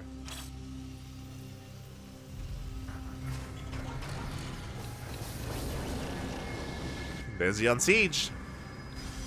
Simon +1 on the horizon. Storm is not done. We have a Templar Archives for Archons, don't get me wrong, but there's Storm, and here we go. We're pulling the boys. We're going for the 2-base all-in. It's all or nothing here for Cure. A very strong push, and what does Hearthstone have to defend? He has charge lots. He has, I'm hoping, shield batteries. Yeah, there we go. A couple of shield batteries. Archons are on the way. No Storm. Uh-oh. Without Storm, Cure, he can break this, and Hearthstone has to give up on this base. He's going for a counterattack. Oh, the Widow Mines. The boys are coming back home. We pulled the boys, and then we unpulled the boys as they're racing back home because Cure knows that, hey, he already did the damage he was looking for. Killed the third, and that's going to be good enough. We killed the natural, take it. Oh my god. Bit of miscontrol there, or mispathing out of Hearthstone. The Warp Prism does go down. And now Cure is looking fine, looking insane actually. He's down in workers, but he's up heavily in army supply. Boys being pulled. they go back and forth. The boys, they're being overworked, Pappy. You pull them, you unpull them, you pull them again. And here we go. Tanks, they're getting within range. They're getting on top of the ramp. Zealous, they try to collapse on this, but it's going to be annihilated. Here's Cure snowballing out of control. GG gets called, and Cure will take game number 1. Whew. GG. Really decisive move there out of Cure. Hearthstone, he got away with a lot. It was a good start. It was a decent start out of Hearthstone. Decent start. If you remember, there were some really crucial moments. I want to say that, it makes sense. We have our map of choice. Hearthstone goes from Radisson Station. Plenty of sense here. No vetoes in WTL. You can pick whatever map you want. Radisson Station, there's a lot of potential here for Hearthstone. But talking a little bit more about game 1. Remember, Hearthstone did lose 2 Phoenixes early on, which was brutal. Did lose a lot of Phoenixes, which did give Cure kind of momentum. That momentum was stripped away when it came to losing that medevac. But committing to the 2-base all-in was, I think, very smart. I think a very smart move out of Cure. Was able to macro quite well up to that point.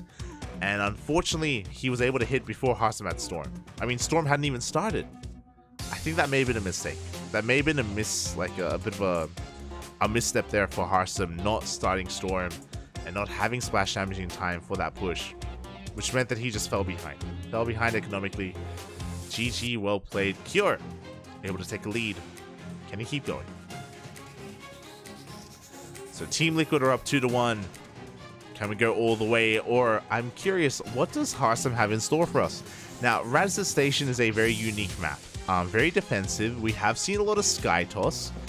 And I think Hearthstone, you know, he's got a bit of a nickname. He's known for being the captain for a reason. And we may even see Sky Toss here. I'm curious. A lot of potential. There's a lot of potential on Radisson Station. And here we go, spawning in the bottom left-hand corner. We have, for Team Liquid, Cure.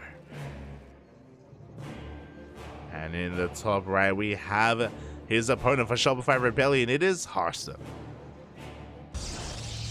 Those boys traveled the world. They did. They went on a journey. They went on an adventure, and it was beautiful. They got to see so many different sights. usually SCVs in the Kapulu sector, you know, they live their life in one place, and that is in the bases of the Terran. They very rarely get to move out. Every now and then someone gets to like proxy something, but yeah, they went on a journey. It was beautiful. They lived their life to the fullest. As Hearthstone is going for a gate expand, very economic opener. Oh, good. Very economic opener here out of Hearthstone. Again, typically, sorry, this was not a gate expand. This is a Nexus first. Oh my god! And I was about to say that typically on this map, the name of the game: cut all the corners. Cut as many corners as you can on Radizet Station, because chances are you won't be punished. For those wondering, the reason for this, rush distance by ground is quite long on Radizet Station. On top of that, ramp going into the natural. On top of that, no Reaper Cliff. No Reaper Cliff going into the main or natural base, so you're safe in the early game. You can hide your tech that much easier. Pocket base as well, so you get a free third. You also have a very secure fourth base because you have two choke points, and only one attack path leading into the fourth.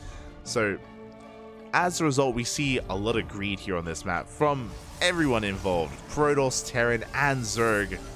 Cut all the corners that you can. As we do have our Gateway and Cybercore follow-up as well. If I'm not mistaken, is that a full wall? I think there may be a gap in between the Cybercore and the Gateway, but that may just be a full wall instead, which again, no reason not to. The reason for this as well, there are destructible rocks next to the wall, and we're about to find out if it's a full wall or not. I think it is, I think. As Reaper goes in and up. Yep, full wall. Okay, so you can see the destructible rocks there on the right hand side. Essentially, you can full wall off, and then by the time you're ready to move out, you don't even have to destroy a building. You can just destroy the rocks, and then you can just move out. So again, this is also a big reason why Reaper openers on Radizet Station are very uncommon. Just because there's nothing that the Reaper can do. I believe the Reaper did see the Stargate though, was barely within range, so bit of a misstep there. I mean, I don't know if it was possible to really get it away. Up! Reaper almost goes down. Cure has to respect that. Meanwhile, behind this, very fast third TC. We spoke about it. You have to be as greedy as possible. Cut all the corners, and this is just an insane timing for a Terran to throw down a third TC against Protoss. But we're just trying to be as greedy as possible. A very different kind of StarCraft here on Radizet Station. That's why I love it, you know. That's why I appreciate WTL. I don't know if you've seen the tweets made by the ESL Twitter account, the ESL SC2 Twitter account, but they even made a meme about Radizet Station, about how, like, I think they haven't played a single game on Radizet Station, or maybe one. Like, it's just the most vetoed map in the map pool. But because there are no vetoes in WTL, we get to see it. We actually get to see more of Radizet Station in this tournament than in any other tournament. It's I appreciate it. I appreciate it. Because these lead to really interesting games, just because the way that you approach StarCraft is completely different on Radizet Station than any other map. Here we go, Stargate opener into a Robo follow-up, third base is being taken, Phoenix is moving out.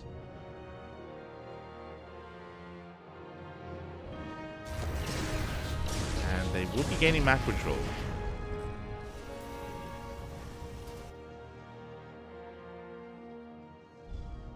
We go. Gonna be threatening that mineral line.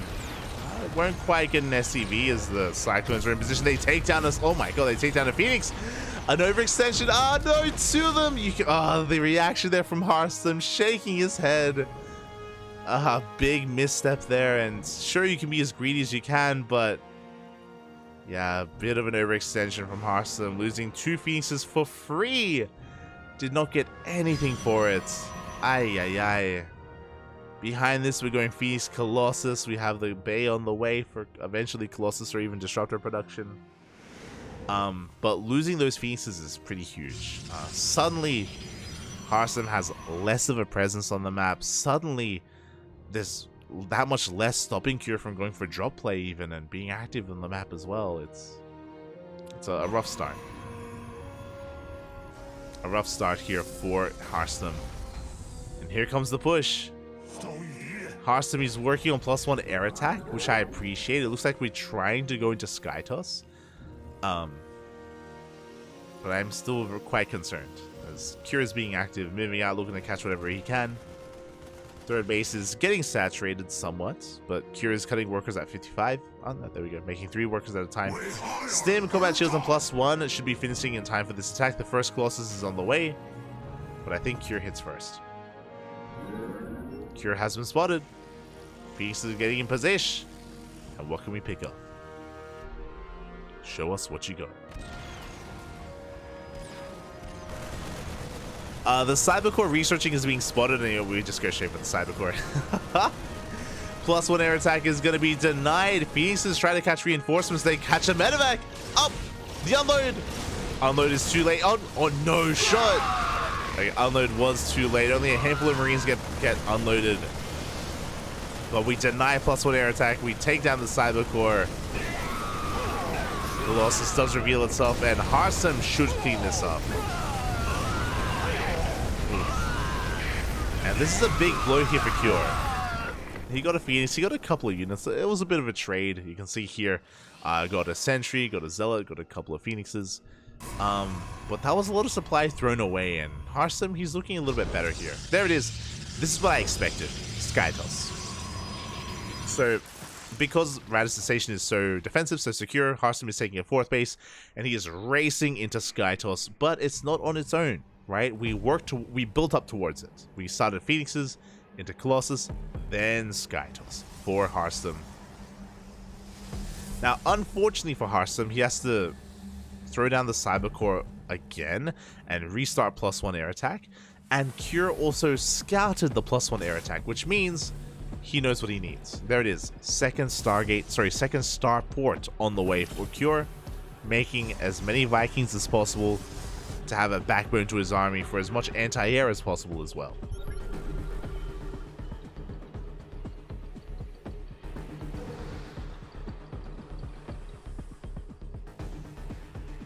Here we go. Harsum trying to be as active as possible. Carriers are on the way. Cure still licking his wounds after losing quite a big chunk of his army. Moving out with everything else.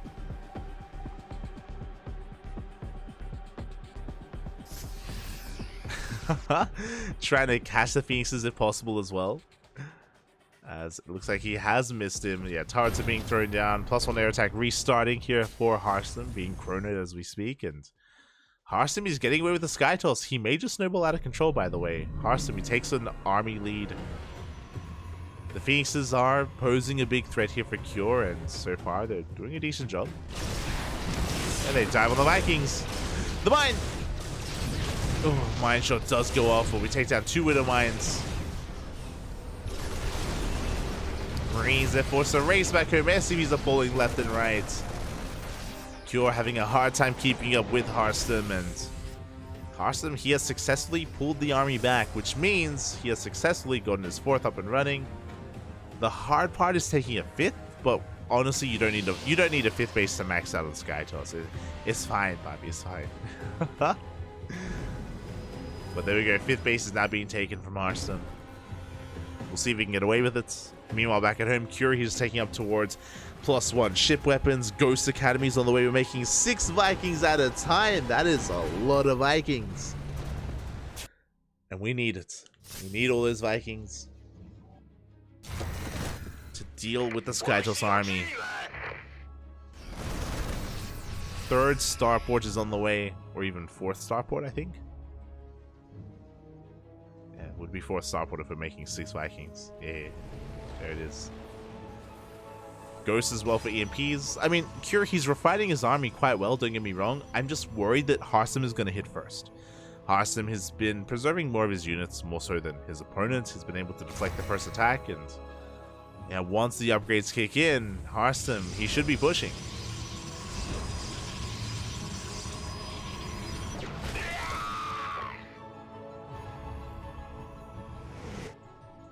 He should be pushing here.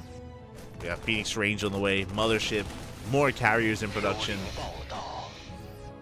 Personally, I would like a was gonna say Storm. Maybe would I like Storm? I think I would. I think I would like High Templar with Storm and a couple of Archons. Sure, there are ghosts with EMPs. I understand that. I understand, but there's still a lot to EMP, and you know, ideally you're gonna be wanting to force Cure to have a lot of targets, and you know, maybe even miss some of them. Maybe even force his ghost to be exposed. I think the problem. I mean, disruptors are probably a better option. Yeah. Disruptors are probably the way to go. Just to minimize the effectiveness of those EMPs. I dislike the over reliance of Colossus here because there are so many Vikings, so they can take down the Skytoss and the Colossus as well, which is terrifying. It's why we do need disruptors, and the first one is on the way.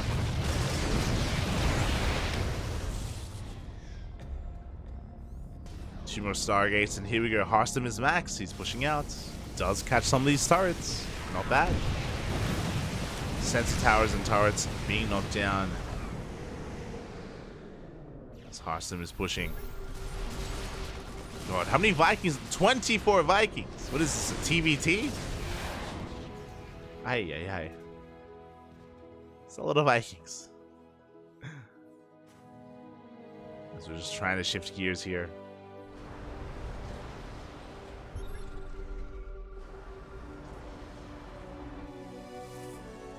There we go. Phoenix is now on the way.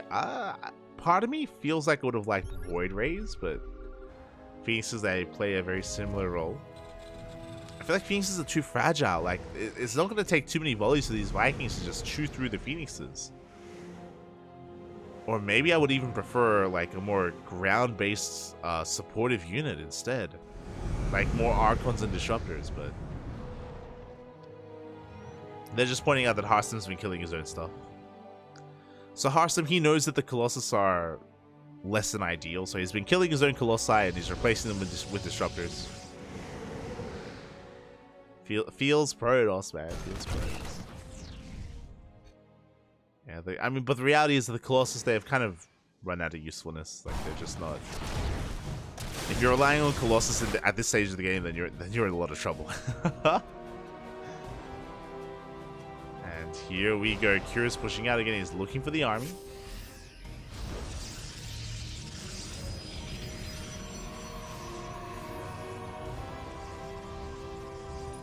Here we go. We're rotating around. Turrets are on the way. Kira getting his own 5th base up and running. Both players building up their banks, and here we go. Oh my god. We get one ghost. One ghost will fall here to the Skytoss, and Harstem is looking to just break on through. It's still going to come down to the army, to the positioning. Turrets, they get a couple of free hits in Jaws EMP. Big EMP on the Phoenixes. Good kiting as well here from Cure. Pulling back. We'll be losing some of these Liberators though. The Freedom Zones, they go down. Good kiting overall, but Cure, he's running out of steam. He's running out of Vikings. And has Harstem done it? Has he been able to break through? It looks like he has. It looks like Harstem, he snowballed out of control. The power of the Skytoss. Vikings are coming into support, and they're kind of getting through the shields and through the HP bars here of the Harstem. But nah, there's just far too much here. We can see Cure lean back in his chair. He knows he cannot deal with the Skytoss. The mass carrier is far too much. Cure was not ready for this. He was not anticipating this at the start of the game. And Harstem, he's done a GG gets called. Harstem. Oh my god. Let's go here as, oh my god. Harstem popping off with the Skytoss. He's able to take game number 2, tying it up 1-1. The power of Skytoss, the power of Radisson Station as well. Again, this is something that is quite unique to this map. The fact that Harstem was able to turtle, was able to get away with 4 bases, and get away with all those carriers, all the Starport production as well, the Stargate production. Very well done. Cure was quite aggressive, and again, I'm not convinced by his. I mean, his first push was lackluster. His second push as well, where he took down the Cyber Core, which was nice, but he lost so much of his army, which meant that after that job was initially cleaned up, then Hearthstone had a lot of breathing room. He was able to get into the swing of things, rebuild his cyber core, get back into +1, and he did well for himself. Did very well for himself, fighting toe-to-toe with Cure. And now it comes down to a TBT between Clem and Bjorn. Oh, let's go, Papi. Let's go. Let me just quickly set up the predictions. And oh my god. Let me just quickly set up those predictions here, as looks like I don't have much time because this is played by replays. We're going in. And in the top left, we have Clem for Team Liquid. And in the top right, we have Bjorn for Shopify. One moment as I quickly try to set up the predictions. So, it's very possible. I can just double check here. Predictions are open. Predictions are now open in the chat for how you think this is going to go out. How you think this will turn out here, as I believe Clem is playing tonight. Yes, Clem is playing tonight. So, Clem, he's competing in ESL Masters Winter in an hour or so. So because of that, it makes sense that he is unavailable, and they did play this series out ahead of time, just to make sure that there was no scheduling conflicts or scheduling issues, as Bjorn is going for a proxy 2 racks. Let's go. Let us go. Yeah, as we're pointing out, yes. Clem is going to be playing tonight. That's also why Alazer also played his series via replays. So Alazer and Clem, they're both competing in ESL Masters. Now, what is scary? Right now we're tied up 2-2. If we go tied up 1-1, what is scary? If we go to the ace match, and I know I don't have much time because we're proxy reapering and reapers are on the way. If we go to the ace match, it's very possible that for Team Liquid, Clem and Alazer will not be available for the ace because they are competing in ESL Masters Winter. Which means we have to rely on other players instead, like Hearthstone or Scarlet or, Scarlet's on Shopify. Like Hearthstone or, I mean, Diego's not on Team Liquid anymore. Cure, I guess Cure will be available, but again, they have limited options. I think Cure would be the most logical choice there if we do end up in the ace match. Meanwhile, here we go. The Reapers are upon us. Now, thankfully for Clem goes for a double gas opener. Double gas here, factory's on the way. It is going to be delayed as 2 SCVs go down, but the factory finishes. Hellion now in production, but Clem, he has to minimize his losses. He's losing too many SCVs. Oh my god, 4 SCVs already, and this is becoming game-ending here as Clem has to come back. Ay.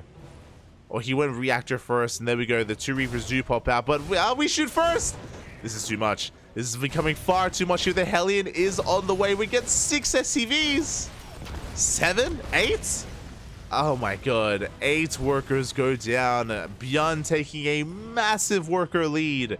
This should not have happened. Again, Clem was too greedy. He went reactor first, and unfortunately, he just was unable to minimize losses. Things are snowballing out of control here in favor of Bjorn from the get-go before Clem can even get into his build. Now, he does have 2 Hellions, so now he's okay. He can stabilize. He has an army, but he needs to do some counter damage. And the problem is that he can't leave, because if he leaves, what if Bjorn comes back in? Then more SCVs go down. So Clem, he's kind of stuck at home for a little bit longer here, making sure he's safe and secure. And back at home, Bjorn, he's got a Cyclone on the way, CC on location on the low ground. Enough time has passed, here we go. Clem is pushing. He's looking for the Reapers. We do see Bjorn pulling back to the Zolnaga, racing back home even. As I love this from Bjorn. Oh my god, he's being so annoying, landing the racks here at the natural base. Bjorn once again shoots first, he gets 1, he gets 2 Reapers. Takes some Hellion volleys to the face, and Bjorn will be losing everything. Was that worth it for Bjorn? Was it worth throwing away every single Reaper? Because here we go, Clem is pushing. And what does Bjorn have left? That was a brutal loss. CC is done. Nothing shoots up. We have 1 Cyclone to defend, but we hold. Second Cyclone's on the way. We can get some lock-ons. We get another Reaper. Another couple of Hellions as well. Good amount of splash damage is dealt, but Clem is running out of units. We get a repair. Cyclone survives. And Clem is still stuck on one base. Meanwhile, Bjorn is happily morphing in an Orbital. Orbital is being morphed in.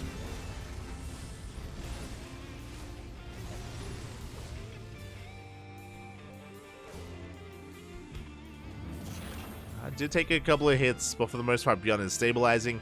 I love that we have a medevac on the way for Clem just to be hyper aggressive. Likewise, Bjorn going for a Banshee as well, so both players being aggressive in their own way.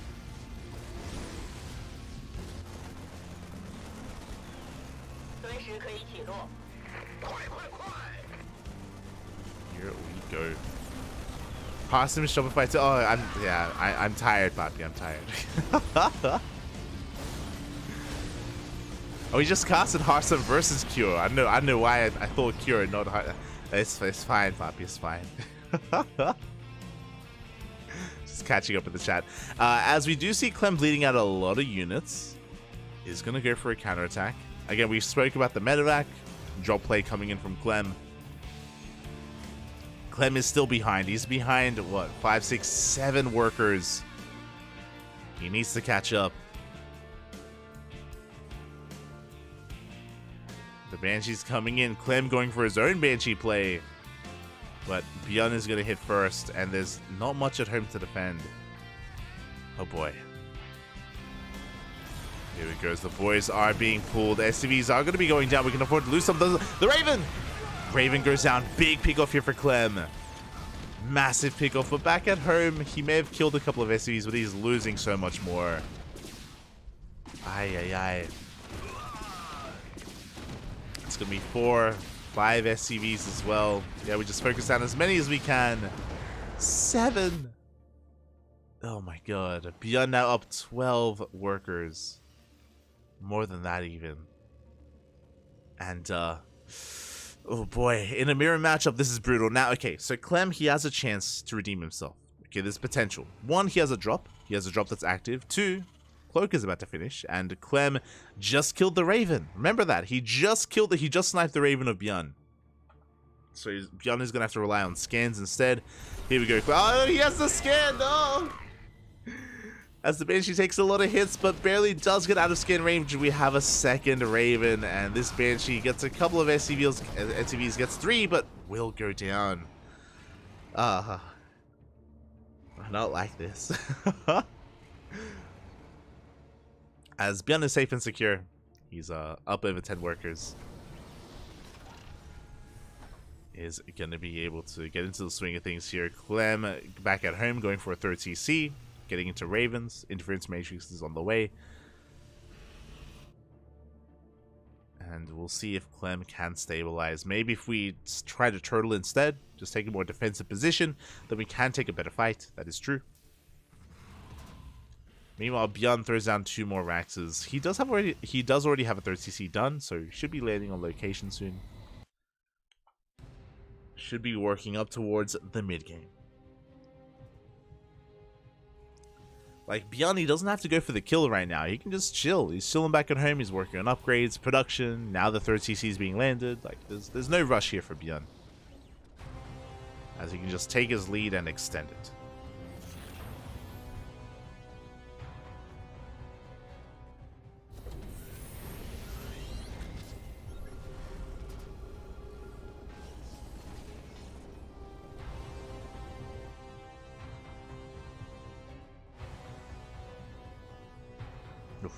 As here we go, we see Bjorn even coming in for some auto Tartaras.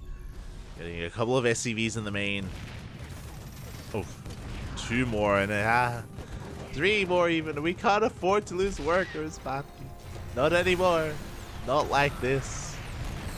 Clem, he does catch some Cyclones. Good pickoff. Very good pickoff. Clem, he's up in army supply actually. Can we make some magic happen? As another auto target gets thrown down. Oh, that's 5 SCVs in total. But here comes Clem. He can disable. He does have disables available. Likewise, so does Bjorn. Tanks are going down for both players. The boys are being pulled. SCVs are falling. So many of them here for Bjorn. It's going to be 14, 15 SCVs, but alas, it's just too much. Bjorn holds, and Clem was committed. And Bjorn will take game number 1. GG. GG, well played. That was a rough game there from Clem. Very rough game. Very rough start, I should say. Losing so many SCVs and continuing to lose SCVs over the course of that game. There was potential for damage with the drop play, with the Cloak Banshees as well, but Bjorn shut it all down. Didn't really sustain too many losses. Towards the end there, Clem was completely all in. He just had to send it then and there. Alas, could not break Bjorn. Could not do enough, and now we're getting into game number 2. In the bottom right hand corner for Team Liquid, Clem. And in the top right hand corner, we have, sorry, top left hand corner, we have a Shopify, Bjorn. Here we go. TBT does continue, and for some context, Bjorn, if he wins this game, Shopify wins the series. Shopify will take it. If Clem fights back, if he puts a point on the board here and now, we force the ace match. And then we end up in a really interesting scenario where we mentioned before, Team Liquid, they don't have all their players available just because of the nature of, you know, StarCraft at the moment. We do have another major tournament also happening at the same time. So they are otherwise preoccupied. But we'll cross that bridge when we get to it, as Clem is going for a proxy.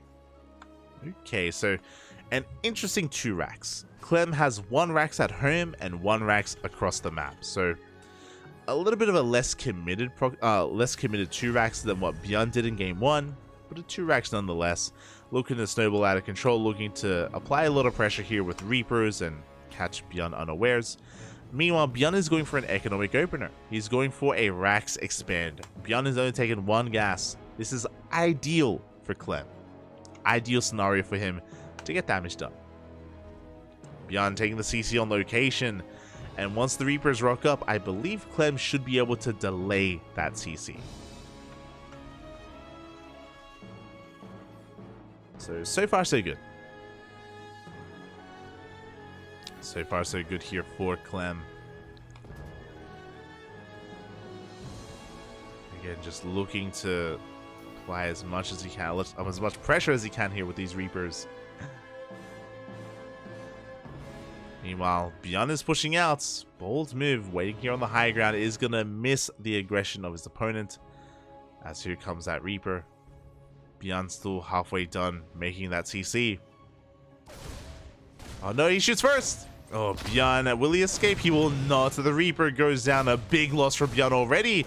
The Marine is going to go down as well, and we go straight for the main. Oh my god, we threaten the main. We force the boys to be pulled. They have to be pulled here. SCV goes down. We get a surround. Oh my god. That should not have happened.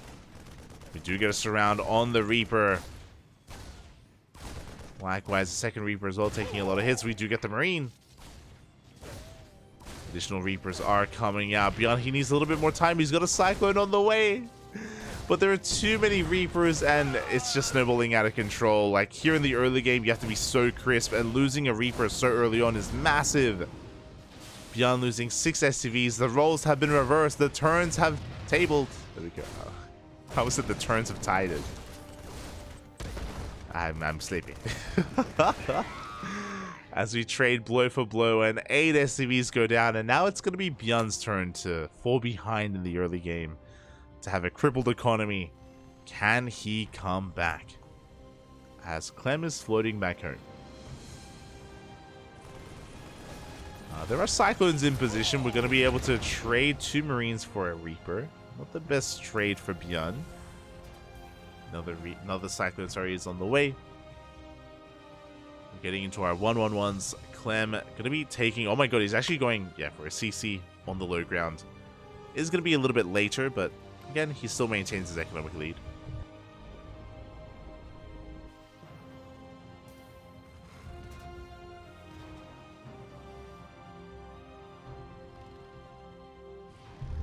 Does maintain his economy. Medevacs are on the way for both players. It looks like both players want to be aggressive.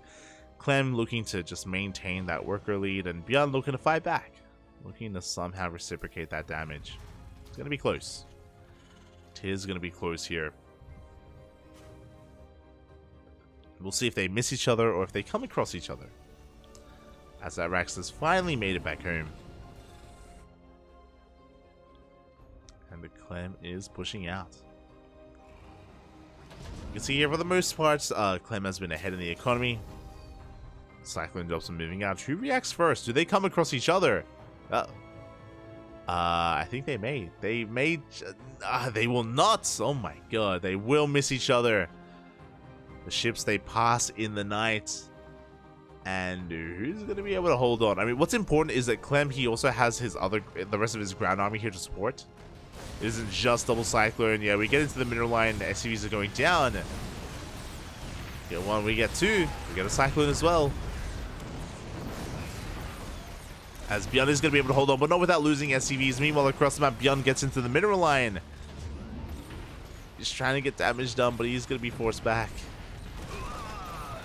More SCVs are falling. And it looks like we will lose both Cyclones as well. A brutal loss. Clem lost 5 workers. Bjorn lost 11. 12. He's still losing more. The Banshee. The Banshee goes down. Hull pickup as well. We save both Cyclones. Oh my god. Clem, he's upset. He's angry. He's frustrated after what happened in game 1. Embarrassed even. Now he's looking to do the same to Bjorn. As Clem is all over him. Cyclones, they're barely alive. Do we have any SCVs? We do not, so we cannot repair. Not yet. Looks like we're going to be coming back home just to top everyone up. And are we... I mean, we are so close to that ace match. So close to that final game.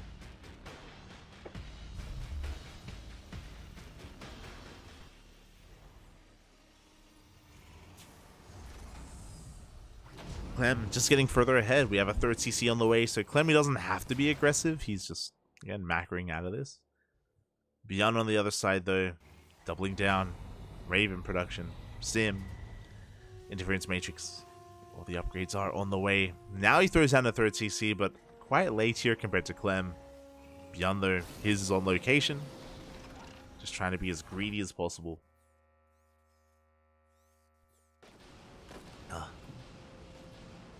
Oh, not like this, and the green is going to be punished as Clem rocks up. He takes down the SCV.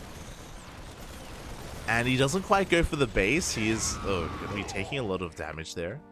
He's going to back off. At the same time, Bjorn pushes back into the main base once again. He's getting some SCVs. Oh my god. He gets 5. Can he get a Raven? Not quite. But does get a decent amount of workers. Is going to be trapped in the bottom right hand corner of the map.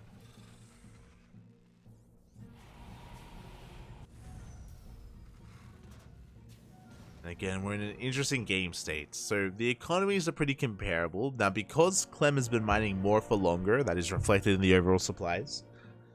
He's also been preserving a lot of units as well.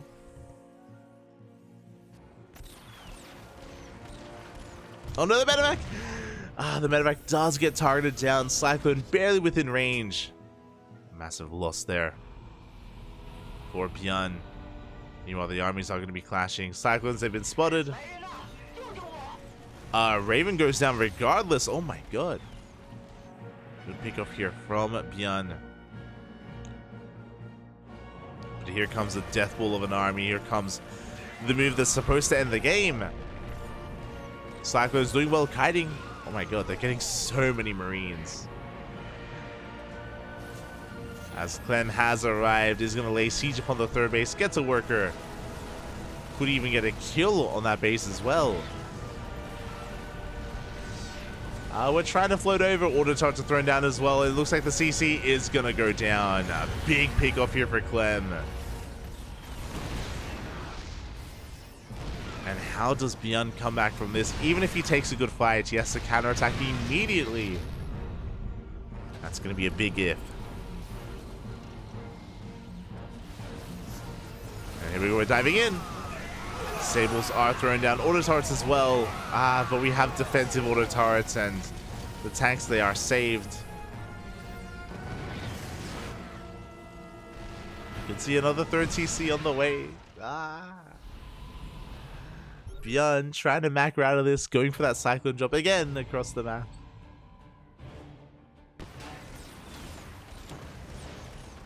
Getting a couple of SCVs. Going into the main base. Yeah, Bobby, yeah.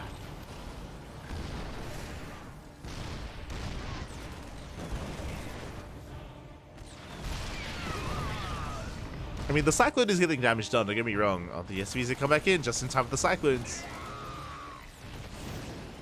But here we go, the main army of Clem pushing into the natural base. The boys have to be pulled. And this is looking to be the final stand here of Bjorn.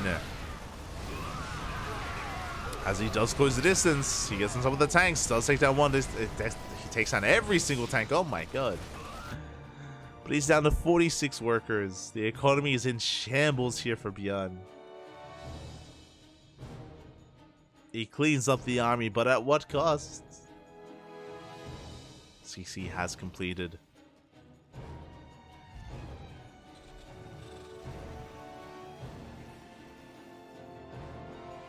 And the thing about TVT is that because it's so positional based, it's still going to take a little bit here for Clem to actually muster up an army to kill his opponent.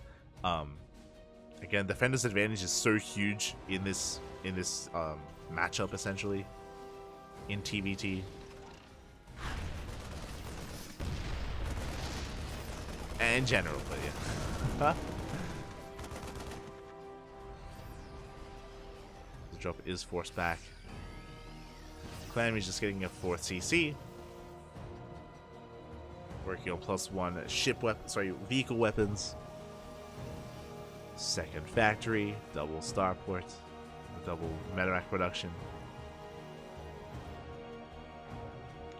Okay, so is there a world, can Bjorn come back? He totally can, like, especially if Clem takes another base, if he spreads himself too thin, then Bjorn, he can pop off with some drop play, and that's most likely what he's waiting for. He's waiting for Clem to expose himself, and then Bjorn can take advantage of that.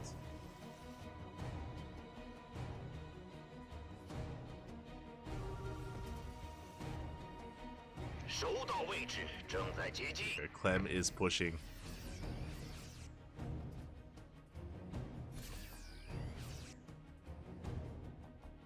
Be steaming up the ramp ahead of time, cleaning up the marine. At the same time, Bjorn going for his own counterattack as well. Scan does reveal that Clem is turning back around. Again, Clem is just making sure he keeps up with the movement of Bjorn, making sure that nothing goes by unnoticed.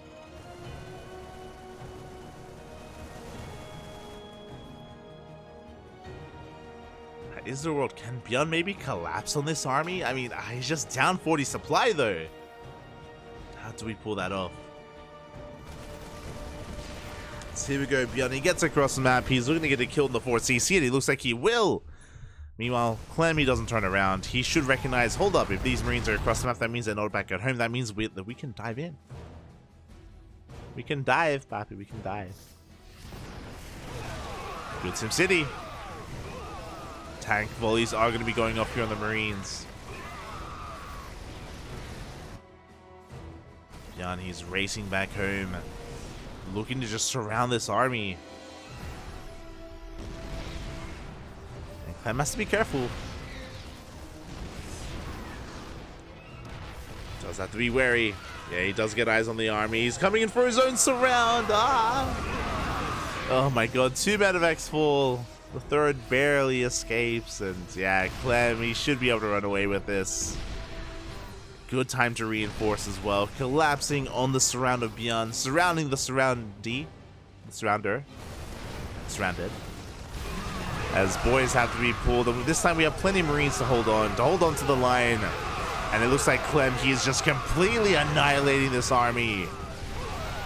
He breaks through. GG gets called, and Clem will take game number 2. We have an ace match. We're going all the way to that final game. GG. Whew.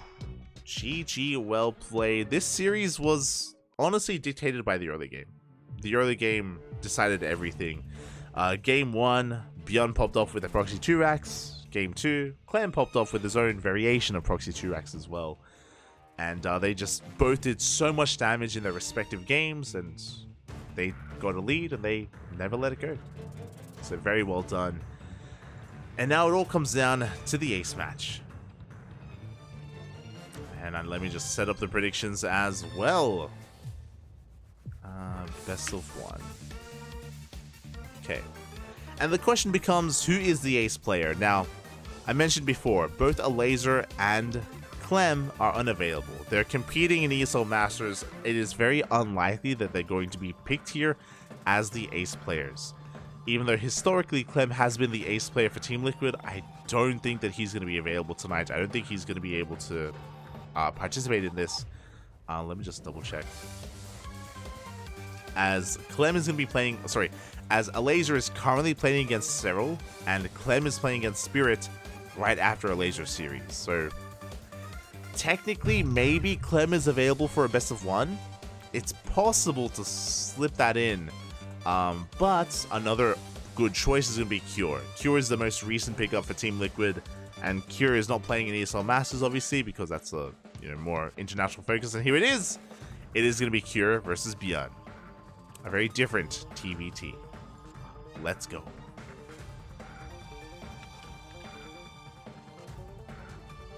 Let us go, and predictions in the chats are open. As oh my god, we're just diving into this. Bam! In the bottom left for Team Liquid, Cure. And in the top right we have a Shopify. It is Bjorn. Ah, there are some plushies up there. Ah, the plushies. Let's go. Ooh. We're here for the Ace Match, the final series here, the final game of not just this best of 7, not just this Team League match, but of the entire broadcast. Of course, we were covering Sparkling Tunica before this, leading into WTL, and I'm gonna be happy to get some food and lie down after this, not gonna lie. I don't know if I'm gonna be covering ESL Masters Americas after this. It is tempting, but it depends how much sleep I can get, how much rest I can get before that does occur. We'll see. We shall see.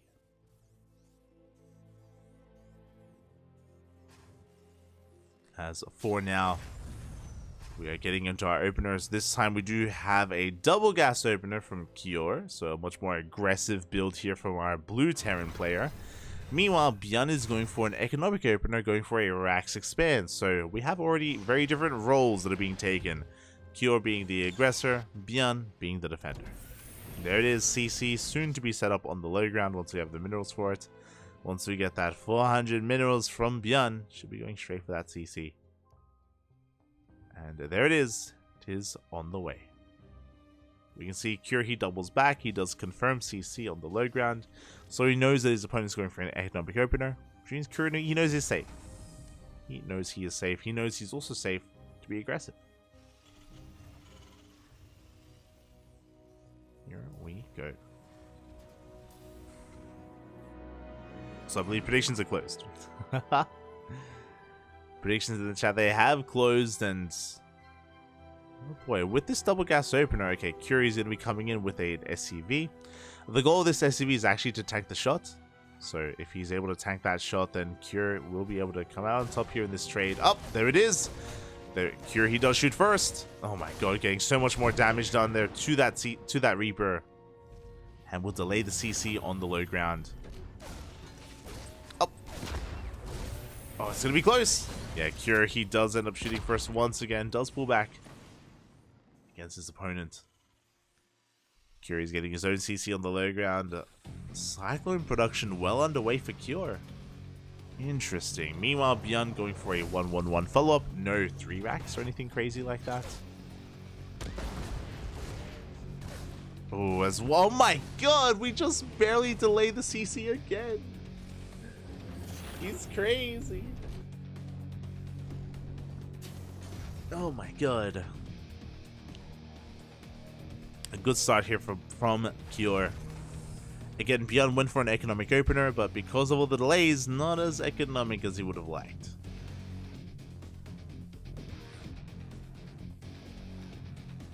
As for now, we're just kind of taking positions here.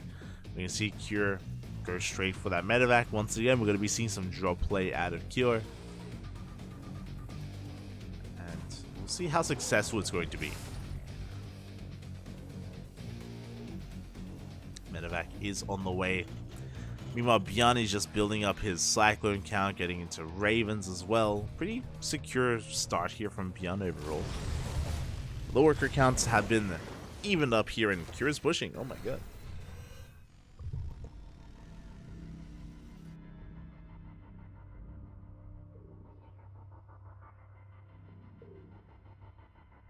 Cure is pushing the Raven. Did he catch wind of it? I don't think he did. So Bjorn is going for a bit of harass across the map. That means that the Raven won't be at home to defend. Bear that in mind. No defensive Raven. As Cure is looking at maybe even elevator into the main. But there are deepers to scout.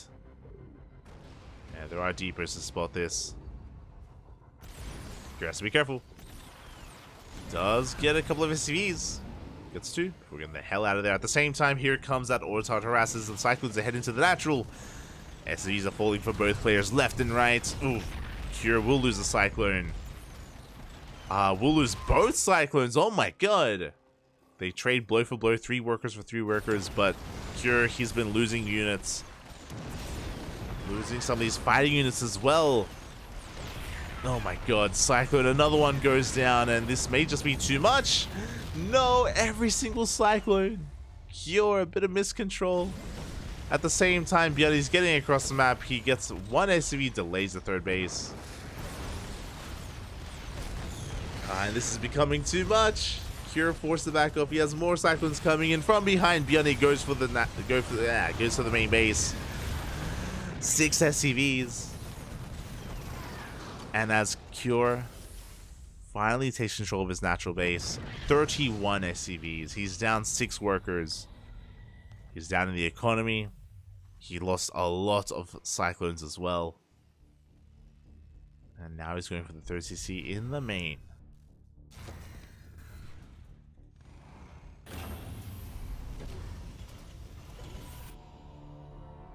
Again, the army sizes are quite comparable. Bjorn also working on his own 3rd CC on location instead of in his main base. Being a little bit more adventurous as he does have map control. Diving in for another time. Oh, it looks like Bjorn going to be losing his Ravens though in the process. Yeah, 1 Raven for 2 Cyclones. Not the best trade. We're not stopping with the Autotart harass, and the Cyclones are looking to overwhelm. But they barely will not. Oh, every single Cyclone for Bjorn does go down a bit of an overextension. Still has his Ravens alive, both of them, if I'm not mistaken, but did lose all of his Cyclones. It looks like he lost his Raven in the main. Oh. Not ideal. Oh wait, no, it's still alive. We're good. I didn't realize we made 4. Okay, still keeps that Raven alive. We're getting into Sim, combat shields, 1-1, Autotart into the main. Again, makes sense.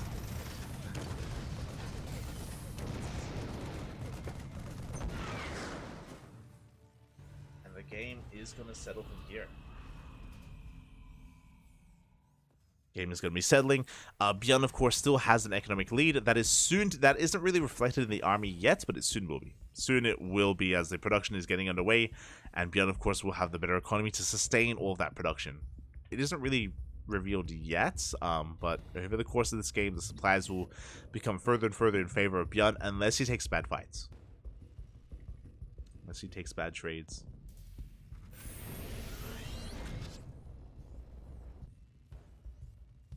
As Cure is coming in, but there's a turret in position. Oh my god, doing so much damage already to the lib. Does siege up in the natural base, but Marines are going to be coming in. It doesn't take too much at all to sneeze on that lib and bring it down. 2 worker kills at the same time. Cure also going into the main, but there's another turret in position. Do not underestimate the turrets of Bjorn. Not again. Whether the turrets are defensive or offensive, we get another 4 SCVs. 5!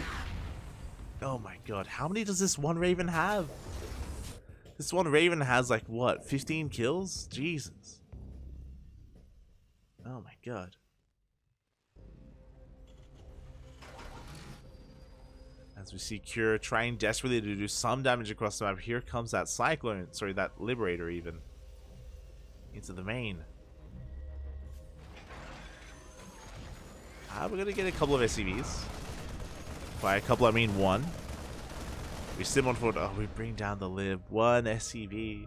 Not quite worth it. I lost mining time, but yeah, outside of that, Björn is sitting pretty.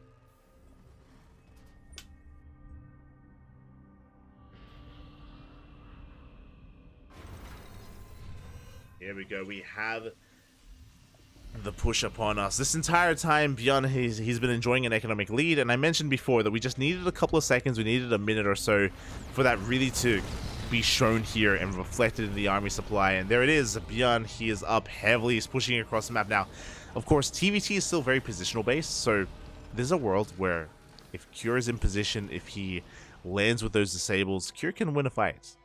Even being down in armor supply, he can still win a fight, and I'm sure Björn is aware. So he backs off. 2-2 is on the way. And yeah, Björn is working on a 4th CC. This push was threatening, but I mean, Cure was kind of ready for it, and Björn isn't quite able to flex his army yet. As the armies are missing each other.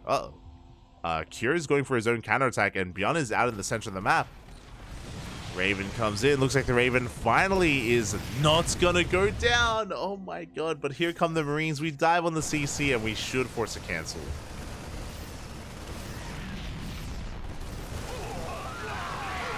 There is a cancel on the base. We do have the Marines. They dive in between the bases. That's a kill on the CC. Oh my god. 400 minerals down the drain. Massive pickoffs here from Cure. Gets a turret as well. Like, Cure, he knows that he's going to be cleaned up, but he did so much with this dive.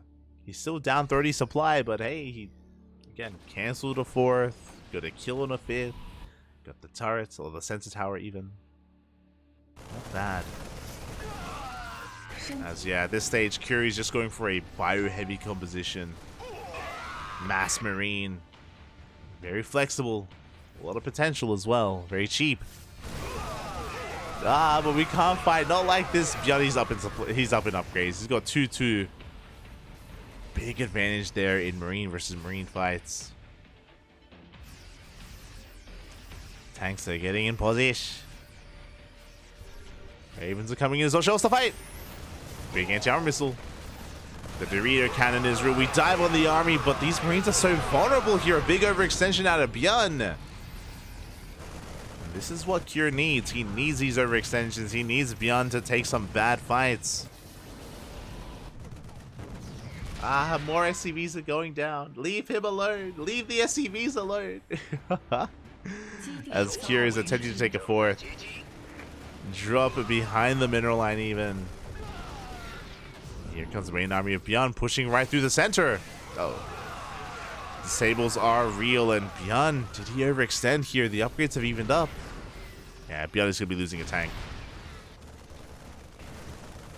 Oh god, but the drop play still getting out of hand.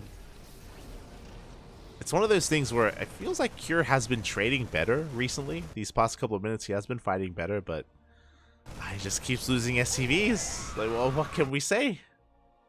6 more SCVs go down. Björn is now maxed. 200 supply. Björn working on 3-3. Cure still hasn't started. Triple jump is coming. Cure, he sees. Late to react. Does not get the medevacs. They get into the main base. This is a wild drop, by the way. We're trying to drag Cure out of position. And this drop shouldn't get much done. But at the same time, here we go. Björn, he pushes through the center with his main army. There we go. Sieging between the bases. Show us the auto turret. Show us the disables. They're not here. There's no disables available. Cure is not ready for this, and Björn wedges himself in between the bases. Ay. And without disables, we cannot dive on this army. There are just too many tanks. Marines, they get into the natural. 2 of those gas guys just go down, and now we can just unsiege and leave. We don't have to stick around. We will, but we don't have to. Medevac does go down. We can see Cure trying to go for a counterattack, but he runs into a tank. He should be able to get it for free. That goes down. Not bad. Oh, the Marines! They dove on top of the medevac. I think one of them went down. Cure losing 10 more SCVs as well. Ay. As we try to dive on these tanks. Supply block, the supply block. As Björn is still maxed at this point. And getting so many extra volleys in. It's an uphill battle here for Cure. Not impossible, but very uphill. With weighted clothing. 10 times gravity. Just Ay. If it was any other player, then maybe I'd give Cure a better chance, but Björn, he is just making sure he doesn't overextend. Did I speak too soon? Nah, we're fine. We pull back to the tanks. Big volleys go off. And Björn, he just dives on the army. He has 3-3 over his opponent, a big upgrade advantage. He knows he can take these fights. Tanks are getting within range of the planetary.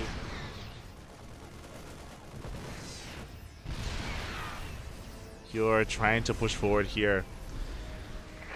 Björn, it looks like he's going to be broken on the right-hand side. He has one tank left. Both tanks go down. Not bad. But Björn is reinforcing on the left. That's a lot of reinforcements, Papi. That's a lot of reinforcements. Let's rotate around towards that third. The tanks are late to siege. No! And it looks like Björn has finally done it. He collapses on top of the tanks. One wrong move. Cure, he was out of position, not quite ready for this, and all the tanks are going to go down. GG gets called, and Shopify Rebellion does it. Björn does it in a tense game where Björn was able to just get ahead early on and pull Cure apart. How many SCVs died that game? How many of Cure's workers went down? That was wild. Just a very active, very aggressive style out of Björn. Again, off of a very powerful start of the game. Remember, because they would take an economic lead, held on to it throughout the course of the entire game, and Cure was just behind from almost the beginning. He was just playing from behind, trying to recover, trying to catch up. As we mentioned before, in mirror matchups specifically, it's difficult. It's difficult to come back from a deficit just because you have the same tools as your opponent, and yeah, it's just difficult to overcome. But that is it for tonight. Mystery Gaming versus Basilisk and Team Liquid versus Shopify Rebellion. That is tonight's matches in the books. And what's important, this is day 3, the final day of the week. Standings. The standings are about to be updated, and we are about to find out what the standings look like here at the end of week 7. 11 weeks in total. We're almost done. We have a couple more weeks left. We have 8, 9, 10, 11, 4 weeks remaining for the round robin group stage, and here it is. Full screen. Bam. Onside is number 1, followed by Basilisk. Shopify at number 3 over Psystorm. CranKy Gaming. Liquid here as number 6. So we have our top 6 settled for now. DKZ still here at number 5, still just trying to find the way up there. And looking at the bottom of the brackets here, we have Maturino, we have Starving Camels, Kwangdong, Maturino, Mystery, Platinum Heroes, and Starlight Twinkle as well. Mystery Gaming, they have been fighting back. They have been getting some better performances, but like even tonight, they forced the ace match. Really good stuff. But is it too late? A lot of these teams on the right-hand side are going to be vying for those playoff spots towards the bottom. Things are going to get really intense between them. Likewise, Team Liquid is trailing a little bit behind when it comes to the upper echelons of the pack, so they could be overwhelmed. They could be overcome. It's possible. It is possible. But yeah, with that, that is our standings here. The poor Starving Camels. The Starving Camels. Not like this. Yeah, they've been struggling without Firefly. The Starving Camels, they straight up, they have been struggling. It is understandable. It is understandable how much that they have been hurting without them. But it's okay. I want to believe. I want to believe that they can fight back. I want to believe. As yeah, with that, thank you so much everyone for tuning in. Thanks so much everyone for watching. I am giga tired. I was already tired leading into the first series. Like after Sparkling Tuna Cup, I was like, hold on. She needs to step on us. Hold on. Let's go.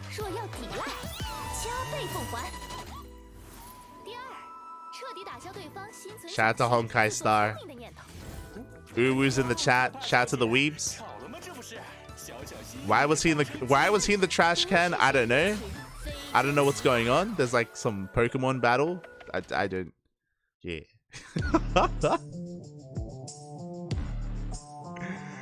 Aye. Do I know what Honkai Star is? No. Do I want to know? I like it just being in my mind. I don't need to realize what's happening. But regardless, thank you so much for watching. Thanks so much everyone for the support as well. As I was saying, I was on the fence about casting tonight. After Sparkling Tuna Cup, I was already worn out, but I was able to get into it, and with that, yeah. Hope everyone enjoyed themselves.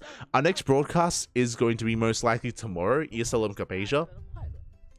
There is a slim chance that I'm able to wake up in time for ESL Masters Winter Americas. The Americas broadcast is in how many hours? It's scheduled to start. Let me just double check TL. ESL Masters Winter Americas is 2 hours. No shot. I want to cast it. I want to cover it. Scarlett's playing tonight. I want to cover it, but I'm going to be going to bed, and if I can wake up in time, then hey, we'll be there for I'll set my alarm to co-stream. No promises though. No promises. As we are going to be just getting some rest, and yeah. So if we don't make it to co-stream in 2 hours, then ESL Cup Asia. ESL Cup Asia is in less than 24 hours. Check us out then and there. It's going to be amazing. It is going to be beautiful. Otherwise, thank you so much for watching. Thanks so much for the support. Stick around. We're going to be giving another StarCraft streamer a raid. Not too sure who, but we'll give someone a raid. We'll give someone our love and support. So stick around for that. Otherwise, we appreciate it. Thank you so much for watching. We'll see you guys next time. Bye. It's 6 hours from now. We'll see you guys then. Hasta luego, papi. Hasta luego. Great day of StarCraft. Great day of StarCraft. Sparkling Tuna Cup. WTL was beautiful. It was amazing. Take care, everyone. Take care.